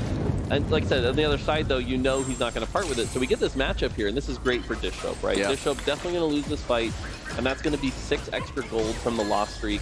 He's going to get the buy as well. That's actually not even that bad of a loss, because it comes a 3-unit loss. You know, he slammed the tier on the cannon to make it cast that a little bit faster and give it the bling bonus. And because of the way that Snooty actually had his board set up, he had that buy up in the front line. So you take a 3-unit loss to screw their lose streak and actually get a 5 loss streak yourself. That is huge for Dish Soap. Yeah, definitely really advantageous there. That extra gold is going to make a massive difference here. And now that's an Akali already. So yeah, pretty nice I was like, see. huh? And Aphelios as well, but unfortunately not the Heartsteel headliner variant, which would have catapulted that 5 Heartsteel very early in stage 3 as well. Especially the stage 3 carousel if you find an Ezreal early. Yeah, it's interesting because on the left here, if you look, yeah, if that had been a headliner, we just need the set to get that 5 Heartsteel would be really good. So yeah, looking at the PvE items though, a couple choices here. And again, we're seeing Heartsteel be a valuable, right? Just that little bit of extra econ can make a massive difference. Even if it's like 1 component, maybe 2, that's just going to give you a leg up on your opponents. I think that's why the trait has been so popular. I mean, it can make such a big difference, right? Especially if you're in one of those awkward spots where you don't feel like you have good items to slam. Sometimes that 1 component can really change how your stage 3 or stage 4 is going to go by giving you that valuable tank item slam or giving you that valuable carry item slam. Yeah, it's a lot like Underground back in the day where everyone would play Underground, try to get that little bit of extra value, shift out of it. No, I played it until I died or once. I was never crashing that was the fun way to play it. So. 10 HP, Fair. I could go another vault. Just from casting with you for those 2.5 games, I feel like you're very into those econs. Yeah, that is as greedy can get. That's the way to play TFT. Your first 3 are 8. Everything else, you know, if you're going second, it's basically an 8th. If you're not first, you're last, so you gotta go for it. That's the world champion mindset right there. It's something. I don't know. I don't know if it's a world champion's mindset, but it's a mindset. So Dish Soap, we're starting to get some signaling on where he's going. Slams the items on Viego. Edge of Night is one of those items that I would not consider, you know, super flexible. Yeah. There are certain champions that use it very well here. Has that Kaisa headliner to get him through the mid game here. Misses the ult. Come on, Kaisa. What are you doing? What are you doing? Not much. perfect loss, potentially. Could be a last cast for Kaisa. It is. Does get the win in the end. I feel like I never have any success with Kaisa. Kaisa just feels really hard to actually make work as like a carry style unit to me. Feels like a trade bot. See, and I've had the opposite. A recon really? Bob, maybe. Bottom right. How many? We got one at the bottom. Boo as well. We got one on the bottom left. I don't think he was prepped for it though. Yeah, he didn't have a valuable board in, so there's no way you're actually going to take that, I don't think. Unless he changed part. Yeah, because he was the one playing Heartsteel, right? Like, he just has, like, one cost and an Aphelios and stuff. You can upgrade all his Casantes to a cost. But, like, if you're someone who hits, you know, that level 5, level 6, 4 cost or whatever, and then you go into a Recon Bob, it can be Wait, did he take it? I think he did. Wait, he gets Heartsteel online. Did he hit him? Wait, he did? He did. Oh, he had a couple 3 costs. We actually got an Ezreal for it. That is so good. Wow. Does he have 5 Heartsteel? Heartsteel God, online. 50 gold, level 6. That is... What kind of recombobulator was that? So a good one, apparently. I think the big thing was he benched a lot of the Heartsteel units, threw in the 3 costs, and yeah, like I said, now we have 5 Heartsteel here. Ooh, a Ziggs. DK picked it up as well. This is the second Recon Bob in one lobby for DK. Was that the Akali that turned into a Ziggs and also getting another Akali? Yes. Yes. That's exactly what happened there. So remember at the start of the lobby when I said Silver is going to get a little chaotic here? You were right. I pushed the button. Something about this game. So I also want to call out that we could still see more at 4-2. And so like that's where the chaos starts to happen, right? The people, you know, start hitting like, you know, for example, Lab here, right? If we see so this is a recombobulator. So this, did we see 3 recombobulators? At least 2. He played the other recombobulator. Okay, right. Snooty and so at DK, least 2. both of them, yeah. But again, like if you can see another, you know, 2-star 3 cost, 2-star 4 cost, hit that recombobulator, or even crazier, sometimes we see the rare 3-star 3 cost at 4-1 into recombobulator. That's where things get crazy. Really wacky. Yeah. But again, a lot of people who haven't seen that augment yet should be planning around that possibility. Well, and Lab's board is a little bit weird now, though, right? Like, I don't think it's the easiest spot to actually play out from. You know, we saw in the previous game, I think it was him that did the recombob into the Ari Sona board, right? So he's obviously very comfortable playing around it, but I don't think that his comp is anywhere near as cohesive this time around. He has a Nara headliner, he's got Samira too, he's got a Ziggs. He doesn't necessarily have items for them all. So I think it's a much harder spot to play from. And when your recombop doesn't get you value, it kind of becomes a bit of a dead augment, right? Because you're not getting any combat power, you're not getting any economy or anything from that. So you have to really hope that you can create some sort of a strong board from that position. I was going to say that Ari with a tier has to be interesting, and Brodini goes to pick it up straight away. Yeah, the other thing we should talk about here is that Amde 100 health right now. Full 8 streak, doing really well. You can see here playing around that Garen, that champion we said was very underappreciated right now. And so Garen providing a ton of tank value with that early Senna too. So. And Dishub already has the Viego. He just picked up a Zed, so you know, we'll see where he wants to go from it. And for MD, it goes back to that very early level 5. We see how well he was able to scout the projection of everyone's board and strategies off of their first silver augment pickup, able to have that payoff of streaking the entirety of stage 2 and 3 and recovering his econ entirely and definitely winning out when it comes to the generation of gold across both of these stages. Yep, playing around that Kaisa, which again we've talked about, it's been either be kind of nothing or apparently do a lot of good stuff here. I do like the items here. The one thing is that red buff on Kaisa does lose a little bit of the value. It's single target, you're not no getting AOE, a ton of burn. But it kind of acts as like a makeshift Shojin to get her casting rapidly really quick. And we'll see what LTU actually wants to play with this, but if you move into like a Karthus or something, I think red buff can be really strong on the Karthus. And he is playing a Pentakill line with a Viego, so I think that would make sense. You know, you're building up some items for that potential Viego, for the potential Karthus later on. And this 3-item Garen headliner again, it is just so damn tanky from this spot. He's buying so much time for his backline. The point where Amdi actually loses that streak. Snooty's board with the recombobulator is pretty strong, but this front line just doesn't falter. Okay, I eat my words. It's not. Amdi keeps going. Wow. Another thing to call out here is with the Garen. So again, every time Garen casts his spell, he gains health. Yes. The Dragon Claw is giving percent-based health regen. And has a Warmox. Yep, and so as you hit the late game, or like a couple of casts into the fight, that is a lot of healing, and at this point in the game, there's not enough damage to outdo that. Especially not a lot of people have their, you know, their Sunfires or their red buffs, and so you get in those states where, yeah, you can't take down this Garen. Especially with Unified Resistance as well, adding the armor and the MR, making sure that you're getting so much more effective HP on the extra health. So again, it just goes to show these players really indexing to the right things, building their comps. I really want to see Snooty's board because, you know, he's on a 4-loss streak. He's at 39 health. We know he got the 5 heart steal. What kind of a cash out is he going to get? And then when is he going to actually be able to actually pivot out of that and create a strong board? Because he doesn't have a lot of room to give. You know, generally people consider 40-30 HP as kind of that danger zone where you can't really be giving up free losses anymore. You need to build a strong board and start to preserve HP. So I'm kind of expecting a roll down from him in this next round or two, probably post Wolves.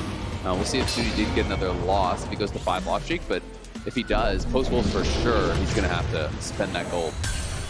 Yeah, interestingly enough, one of the things we've seen is a lot of, you know, we talk about Senna, but also just like the Senna-Aphelios combo, giving you that 2 rapid fire, giving your team that 10% attack speed. Something that I think kind of doesn't get talked about enough is just how much of a difference that can make. In the early game, comps are usually very equally powered because everyone has a few 1-stars, 2-stars, stuff like that. But that 10% extra output can just be so much that oftentimes the utility of things like 2 Brawler, 2 Sentinel, and 2 Rapid Fire can make a massive difference. I mean, it can absolutely be the difference in mana generation between getting your ability off or dying without it, right? Yep. And that changes fights no matter what stage the game is. Exactly, and so I think a lot of people we've seen, you know, sort of biasing towards that here. Bottom of our lobby right now, 23 health, 39 health. Both of them playing Heart Steal. That's a big roll down. Yep. We were just talking about this, I think, after game 1 with like early knockouts. We're in stage 4-1, and there is a player on like 23 health, and the next one is on 39. Like, we're getting close there, and I'm wondering if those augments that are coming through after this fight might help, might maybe get them another recombobulator or something like that. And this board seems insane. Kane very early on, Alawi coming in as well. Kane, Alawi, Ziggs on an level roll down. That is, I mean, so that's super high roll. Or actually, did he have the Ziggs from the Recombob, or was that? No, that was Lab had it. So he hit 3 legendaries that are all going to actually work with this comp on a level 8 roll down. That is really good. Unfortunately, 4 hearts still not 5 right now. Yeah. Could maybe squeeze 5 hearts still back in, but it really is treading that very thin line about trying to stay stable. It's probably too greedy, right? I feel like you just dropped the 3. All right, so how many recombobulators? There's one in the middle. One left. More Two dog. on the How many left. buttons did you push? 2. 3. I'm seeing 3. Yep. 1 was re-rolled. Not going for that. Top left. We're thinking about it. Top right as well. Maybe so. 1. Sending 1. Yep. So it looks like at least 1 was picked. Yeah, top left was a Recombob, right? Yeah, top left was recombobulated. Yeah. So now we have an Alawi 2 on 4-2. Oh my goodness. This was, I think, the best Berdini could have done here. 10 HP, you're already pretty low on gold, you're pretty low on everything else. That recombobulator might be the saving grace. No headliner though, has to find the gold to keep rolling and find that has to be it. I mean, have to buy it has to be stable enough, but you're lacking some DPS here with only a Karthus with a Hodge at the moment, and you cannot start this round off without a single headliner on your board. Despite the Alawi 2, this might not be enough. Depends who he faces here, especially. I mean, you can see him shaking his head. I think he maybe got a little bit dizzy. He has a lot of units on his bench. He wasn't sure what he wanted to hold, but I think no headliner is definitely dangerous. We'll see if he has enough to get Leffen. The good news is it looks like he got a really good matchup here for him. Leffen's board looks really weak. That's a Samira 1. Frontline Tom Kench, so that's not that scary. This is best case scenario for Berdini. Hopefully he can then use the next turn to stabilize here. That's a really nice bailout matchup. I mean, if you hit Omthi or something, you're just dead, right? Yes. And that's just GG. And this win streak Just lost broken. it. Yep. So what do you do next? Also won there, a big win for one player that was taking huge risks. Now a 3-win streak for Snooty. Dish Soap, a bit of a pivot here as well, but still, Viego online, that is still the main strat for Dish Soap we saw very early in stage 3. Yeah, so it's interesting considering going into this lobby where we're just talking about the Viego, the Zed, the stuff like that. So now we'll get a chance to see if this Viego can live up to that potential, right? 5 Edgelord, it's going to have plenty of attack speed, has the 3 pentakill, keep it alive. So this is a great spot to be in. Because it's also the Edgelord headliner, has the potential to go 7 Edgelord, which is one of the few comps in the game. It's hard to put together, but when you hit it, it can mow down opponents very quickly.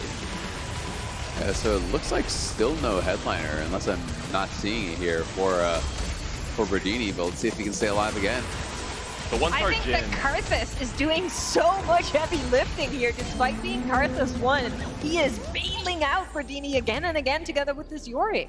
And I think the two perfect fights in these two fights to buy time because he fought some very weak players. Again, if he faced Amity, if he faced even Snooty, who's now streaking, he could have been in trouble. He fought the two people. I mean, Here's My Name is on a 5-loss streak, and he fought Leffen, who's on a 4-loss streak. So that is some really good matchmaking for him there. We'll see if he can get any sort of a bailout. Kiana as well. Yeah, I don't know. It's like, it's tough though. Is the Kiana really going to make the difference for him? He's going to go for it. But he really does need some sort of a headliner. You know, thankfully he does have the Alawi too, so obviously he has that front line. Has a Yorick as well with the BT.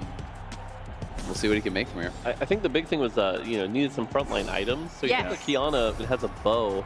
Now the one thing is, if you can get that Kiana active, and we talked about this last game, right? If you can line up that shot, pull those items early, that can make a difference. So yeah, we do see a Poppy headliner here. So at least something here to get the Yorick going. Nope. Is going to sell it and try again. Finds an 8-bit Caitlyn, but he's got these AP items, so he's really looking for an AP headliner here, and kind of getting desperate here. Two Kianas. I mean, I feel like you need to sell the TFs and keep rolling, right? You need to try to hit, you know, Karthus too. You need to try to hit some sort of reasonable frontliner. Maybe you just take that because it is pentakill, and you do have a Yorick, plus you have the Karthus, so that's 5 pentakill. That's a pretty reasonable hit as far as the trades are concerned. But I just feel like he needs to slam this last item as well. You got to try to stay alive.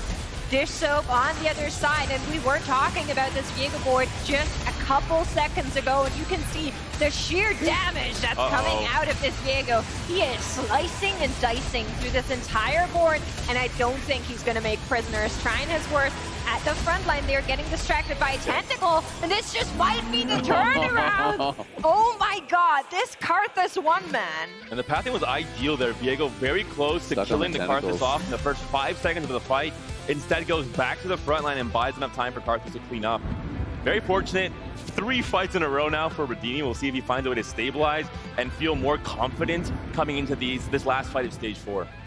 Yeah, those are the kind of fights that we're talking about Viego and Zed. Those are the ones that make me worried, right? Like if Viego's struggling against that board, where's the strength coming from? So we'll have to see if Dish can put together a better board to support that Viego, but that's the kind of thing that worries me.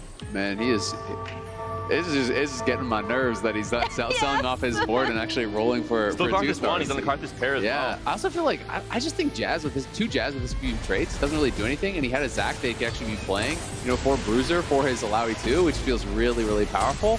So I think he's playing it pretty risky, but we'll see if it pays off for him.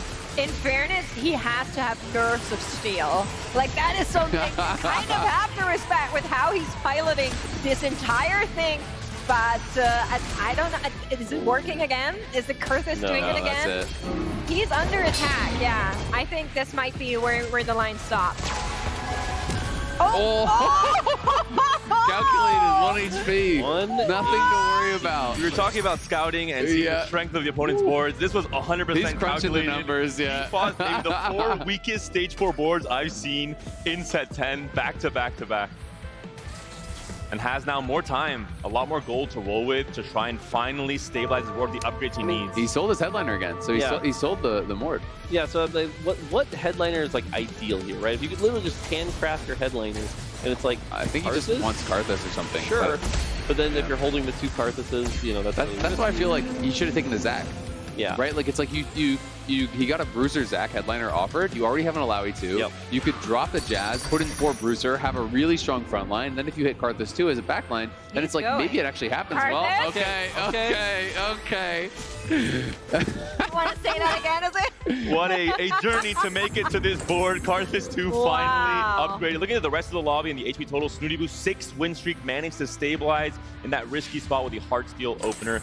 Dish Soap down to 36 as well, but at the bottom end especially, Bradini and soon Here's My Name and Leffen could also be at just 1 life. So now we have 3 pentakill. We've got an Alawi 2, which is great front line.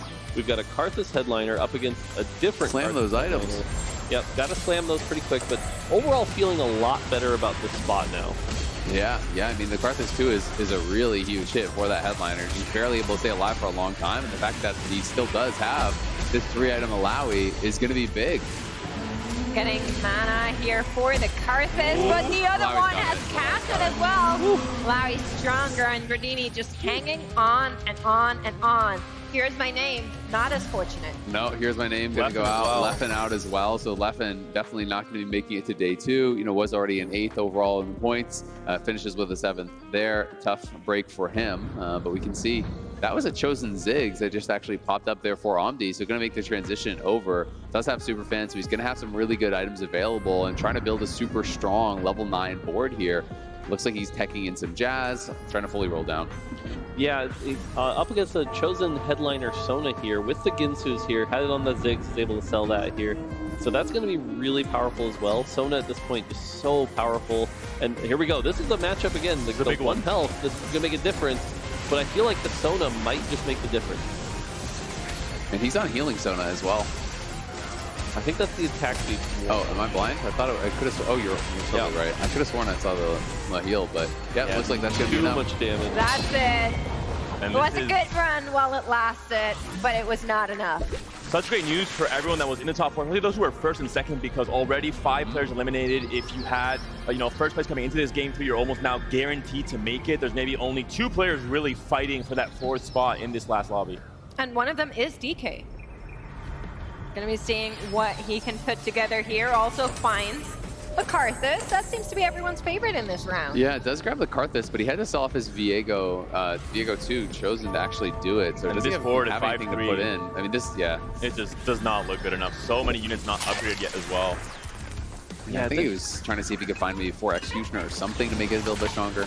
Yeah, it's interesting again. If we talked about before the screen, like if the Viego was the meta, to swap the Viego to the Karthus kind of shows a signaling of like, okay, this isn't really working. Oh no. Playing around that Akali, but like you said, just not enough front line here. Going up against that strong board from Snooty, and I think Snooty might just run away with this lobby now that he has that headliner Sona with the Ginsus in a really good spot, using that Ezreal as the main carry. He's on 9 wins. How much more do you need to see that someone is running something really crazy? But shout out to India, Alex, and Andy, who are still up there. They've racked up a lot of HP that they're falling on to now, which allows them to play the time game and try to find something that's as good as that Sona. Well, it's kind of interesting seeing an emo spat at this stage, because we've seen a lot of people playing Karthus, and we did see, some of the highlights earlier. Sometimes people will tech into that. You can play along with like Guardian Frontliner with just an Amumu, play 2 emo. Can work out in some cases. But Dishsoap trying to build as strong of a board as he can. Does find the Kiana. That's a pretty big hit, but I don't know. It just doesn't look like the strongest of boards compared to what we've seen from Snooty. And you were talking more about the double healing item, Kane. What about the triple healing item, Kane, in this case? Probably not going to be dying, especially with that 5 Edgelord online for both the Viego and the Kane. I love this dual carry setup. Yeah, I mean, I think if that becomes the Kane 2, it becomes much more. I mean, obviously, Kane 2 greater than Kane 1. Great analysis here, but... Thank you, Mordock. Yeah, no problem. Happy to help. But, again, I think this is where a lot of it is like, how long can Viego carry this before we hit the Kane? And it might be okay. Unfortunately, the Karthus right now kind of being ignored here. With the Kane insta-dive. Yeah. They've got nothing done. So, Viego trying his best here. Edge of Night procs here. Might get 1 or 2 more kills. Nope. And unfortunately, Dishsoap's going to lose here. Now, the good news is, as much as we're analyzing this, for people like Dishsoap, Omde, Snooty here, they're through. This is coasting, right? Like, the stress is off. You're like, cool, I'd love to, finish off and show that I can win lobbies. But otherwise, they're already thinking about what's next in this tournament, right? They're thinking about, I've got to get through the next batch, don't want to get day 1, but feeling pretty good about this spot. I mean, keep in mind, 3/4 of the players are going to get day 1. The cutoff is brutal. And you can see, the way that they're actually spending their gold, how much gold they're spending on leveling up versus units. Like, Leffen was playing heavy reroll all 3 games. You can see 98 gold spent on rerolls for him. And you compare that to the people that are in the top 4, more than double spent. He played Punk, and then he played, I believe it was the Annie reroll in game 2. Was playing a very heavy reroll style here in game 3 as well. So clearly came into it with that as the strategy, but it is a risky proposition, especially against some of these players that he's playing against who are so good at crafting really strong, cheap boards, at getting to these high levels, and just kind of outcapping a lot of those reroll comps. And this game, so strange considering that I think we're not going to see a game like this where there's such a huge difference between the top 4 and the bottom 4. The boards in stage 4 look abysmally weak for some of the players. I think it shows also the polarity of Recombobulator. Snooty Boo found success with that change and went into a huge win streak. DK completely fell flat, had no econ to work with, did not get enough value from the silver augment, and in the end had no gold to make any kind of a board. Yeah, definitely true here. And at this point, like I said, we've seen Ezreal be very good in the late game here. Those are great Ezreal items. Every cast is going to hit like a truck. You've got that Sona to clean things up afterwards. So, and then the other thing is that oftentimes, one of the reasons attack speed Sona is so good, even those little autos are providing so much extra attack speed that can just get your Ezreal casting even quicker.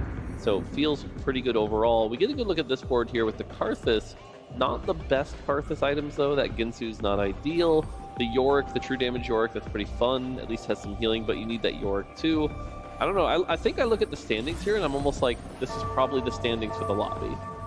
Yeah, I think you might be right with that, but we are going to see how it all shakes out because, of course, the higher you are, the more points you get. And while you said they're thinking about, round 2 later in the day, I think they're also thinking a little bit about bragging rights. You do want to take it home. Yeah. You do want to win on the main stage. There's a scaling combination of augments here for Indy, Alex. You have the Vampirism, you have the Bulk, which gets better as you get more items as the game goes on. But in the end, Lost here, finally falling a little bit flat, has 70 gold still to work with, so he has not hit his maximum cap just yet. Yeah, I think he was hoping that he could cruise through another round or two, because now it's like, you can go 9, but you're not going to have a lot of gold. You're going to have 20 gold to roll here, so if you don't hit right away, you're not hitting. So it was actually a pretty important loss, that meant he's not going to have as much gold as you would actually like to roll down at 9. Like, he's going to get almost nothing, it seems like. Yeah, like you're saying, the rolls are coming through, but the upgrades aren't. Yeah, I mean, you just put a naked Sona 1 in, it's something, but it's not a lot. It's barely something, right? We've seen Sona be very reliant on Ginsu's here. At the very least, some of those, as long as her autos hit the Karthus, maybe you speed up a few casts. And so far, watching those autos, it still hasn't actually went to the Karthus here. Oh, Dish Soap got the cane too, it looks like. That's huge. Ooh. So that could change things up. You're talking about the lobby standings were where they were going to potentially finish, but Dish Soap, was sitting in 4th in the HP, but now has the cane too. And with the triple healing items, nothing can kill it. Yeah, I think we might have a double kill here. So much healing that's coming out of this one unit, but is it enough? It's not! Look at the smile on Dish Soap's face. Andy is knocked out, but Alex can still go. And Indy Alex needs a lot of points to try and fight for that 4th place position. Maybe even only a first would be enough. You have to look at the standings later on. So really has to play to all of his outs. And it's so hard to do so with a Kali Karthus because you need so much gold to pivot out of this comp entirely into just 5 cost, for example. So this is maybe the final cap to this board in the end. And I think the bad news is also one of your potential encounters in this lobby is Snooty, who's now on 13 And he already played wins. Dish Soap, so he's about to play him, I'm pretty sure. Yes, exactly. We'll see if he and gets a ghost or not. that is going to be scary. Snooty going up against Dish Soap. So Alex got the ghost, so that's actually really big, because then if Snooty kills Dish Soap, Alex will get a second, and we'll see if that's actually going to be enough. I don't think it is, because he had 6 points, and so 13, it doesn't look like it's going to be enough, but... especially because Omde is going crazy, so yeah, this pain doing. This might be it. So win streak ending. Dish Soap hanging on here. These two guys have been dishing it out for all of the games here. Absolutely. Alex out. Back and forth between both of them. So Alex lost to the Ghost, so he's going to be out in 3rd. A good final game for him, but if you're right, Mort, not going to be enough for him to advance. Snooty and Dish Soap, no surprise that they are moving on, big favorites, but I think we can say they have both performed incredibly well with the pressure in this first set of games, playing on the main stage. There's a lot of things that could go wrong. And I think also really important to note the confidence in their play, playing hard to steal a lot of games for both Dish Soap and Snooty Boo. Snooty Boo putting himself in a risky spot in a game 3 where he had the chance to just make it off of more stable, safe plays. He just went 10 to put in the Yone 1. So sometimes it's about sending a message. Yeah, the message is I'm broke. I have no more gold to roll. It's interesting too, like obviously these were the stories you mentioned, sort of the 2 favorites coming into this lobby. They've done fairly well, they're going to move on. That hasn't necessarily been the story with every lobby as we've looked across the not at all. though. So I think as we get sort of a better view of how Heat 1 has gone, it'll be interesting to see how many upsets there were, right? That'll be the interesting thing about this Vegas format, right? Is who were the upsets, who were the underdogs that were able to... And there's... That is it.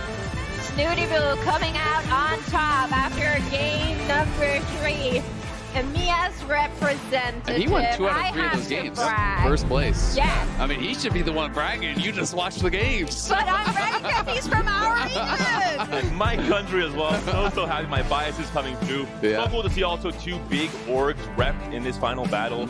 It really goes to show, I think, the investment that's starting to come into TFT. DSG, a big part of that in this event. So cool to track all the different storylines for that entire team, the Avengers of TFT, and Dish Soap doing his part here. Yeah, absolutely. I mean, it's really cool. Disguise Toast, picking up all these players. I think they have 10 players for Disguise that are here actually representing. I saw Steve, Liquid from Liquid. He was here, watching, supporting all the Liquid players, and they have quite a few players in here as well. So it's definitely fun to see people getting picked up by these big orgs, getting that support, and being able to perform. And there's Steve actually congratulating. Good timing. Perfect. Yeah. Let's go. Definitely not scripted. We knew that this was going to come. No, but there's actually more orgs investing in the space as well. We saw from Latam, they have High Roller investing in this space. Amazing name. Getting the org together here. And then for OCE and SEA, we have Team Juno that's coming together. So I'm personally really excited that there's so much movement, not only in one region, but across all of them. Latam as well. We have Asurus coming in with a few big players like Michael, who's done so well at Championship the last few sets. We have also Overnight with Altenawe, one of the big favorites, I think, to do very, very well in this event, and Black Sheep accompanying him as his teammate. So really great to see the investment in TFT. Yeah, it's been great. So far, I mean, like I said, those are really good games. I think we're definitely seeing, like I said, stabilize on 8, try to work your way to 9, shift into some of those legendaries. Kane being a really good cap out, Kiana, Alawi. So it definitely feels almost like, I guess I want to call it traditional TFT, where it's just like you play your board, you move on to the next state, you try to stay healthy. It's been great. Yep, and we have some highlights we can run and get to recap a little bit of that. But it seems like the changes with the patch definitely made a difference. People playing more around those 4 costs than instead of just kind of skipping that, going straight to 5. All right, and the players in their habitat trying to stay calm and collected for what was a crucial game 3 in the end. And Dish Soap, Snooty did so well, I think. Also, Amdi very early on that level 5 was so big to have that huge tempo in stages 2 and 3, and maybe coast into the top 4, which is all he needed to make it to that second round. Oh, and he played a lot of tempo-based boards, right? Like, it was interesting. He actually did end up winning that second game with the Thieves Gloves play. I always forget the name of that augment, excuse me. But, slamming Thieves Gloves, playing Endless Hordes, Katarina 3, with the country headliner, being able to win out with that, and using a lot of these really aggressive early games to just keep his HP high. This is the strategy that I kind of expected to see from a lot of our really good players when they are in these rounds that they're favored to win, to try to really just keep your health high, make sure you're getting points each and every game. You're avoiding going bot 4 at all costs. Yeah, and I think even when like our normal tournaments that have like those 6 games, when you have the format like this, top 4s make a massive difference, right? A single 8 tier is just so much variance here. So trying to at least squeeze out those top 4s. I love the tempo play here. And we can just see this capped out board, Snooty taking the win. And it's so interesting, right? Because to win a tournament, you kind of have to be able to do both. You have to be able to get those top 4s and get to the later stages. But then to actually win the whole thing, you have to be able to play those more risky styles and play those cap boards. And that's where I think being flexible is so important. You have to be a complete player to win an incredibly difficult event like this. You have to beat out 511 other players if you are going to be the TFT Vegas Open champion, and that requires you to be able to do it all. And props to DK as well. First game, main broadcast, Vegas Open, picks Recombob in 2 of his 3 games and manages to squeeze in that top 4 to round 2. So a scary player to face in that second round. Yeah, get a look at these boards here. Dish Soap playing Edgelord. We've seen Edgelord do, kind of come back. A lot of people are expecting more Yone, so, but otherwise, the fact that we're able to play around that Kane, play around that Viego, so, yeah. We do have a winner's interview coming up in just a bit, it looks like, on the main stage. So don't go anywhere just yet. At the finish analyzing these highlights. And what was, I think, a really, really cool first main stage lobby with, again, big names and the results you expected as well. Yep. We're going to go to the interview now with Makes. And we're here at the main stage with the winner of the main stage game number 1, Dish Soap. Congratulations. Yeah, thanks. Feels good not to get lobby 1. It's Now, you were recently signed by Dish Soap, of course. Tell us a little bit about that journey and being part of that organization. DSG is great. Really appreciate the opportunity to come out here and play for them. I'll try to win for Toast, I guess. Yeah, let's go. My bad. I said dish soap. Of course, I mean disguised toast. But you have one more round today, 3 more games to go through. Of course, you did phenomenal in those 3 here. Are you going to keep the same approach, or will you go around and see what maybe other people are up to? I'm gonna keep the same approach. My whole plan, like this round, was to just play my game and hope other people messed up.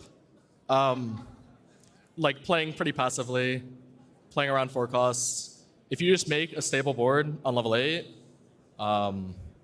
it's just kind of easy to top 4 in these beginning stages. So we'll probably do that for the next lobby. I don't know about tomorrow though. All right, we know you're a fan of those 4 costs, so they're a little bit better now. I'm happy for that for you as well. Anything else you want to say to the people here, or maybe anyone that's watching at home? I mean, nothing really comes to mind. All right, I'll just say thank you, okay? Back to you guys over there. And great to hear from Dish Soap on the main stage. I think that's where he belongs, as someone that came in as a big favorite from ladder. We're going to break, and we'll be back with the heat number 2 as well, and all the results from this first heat.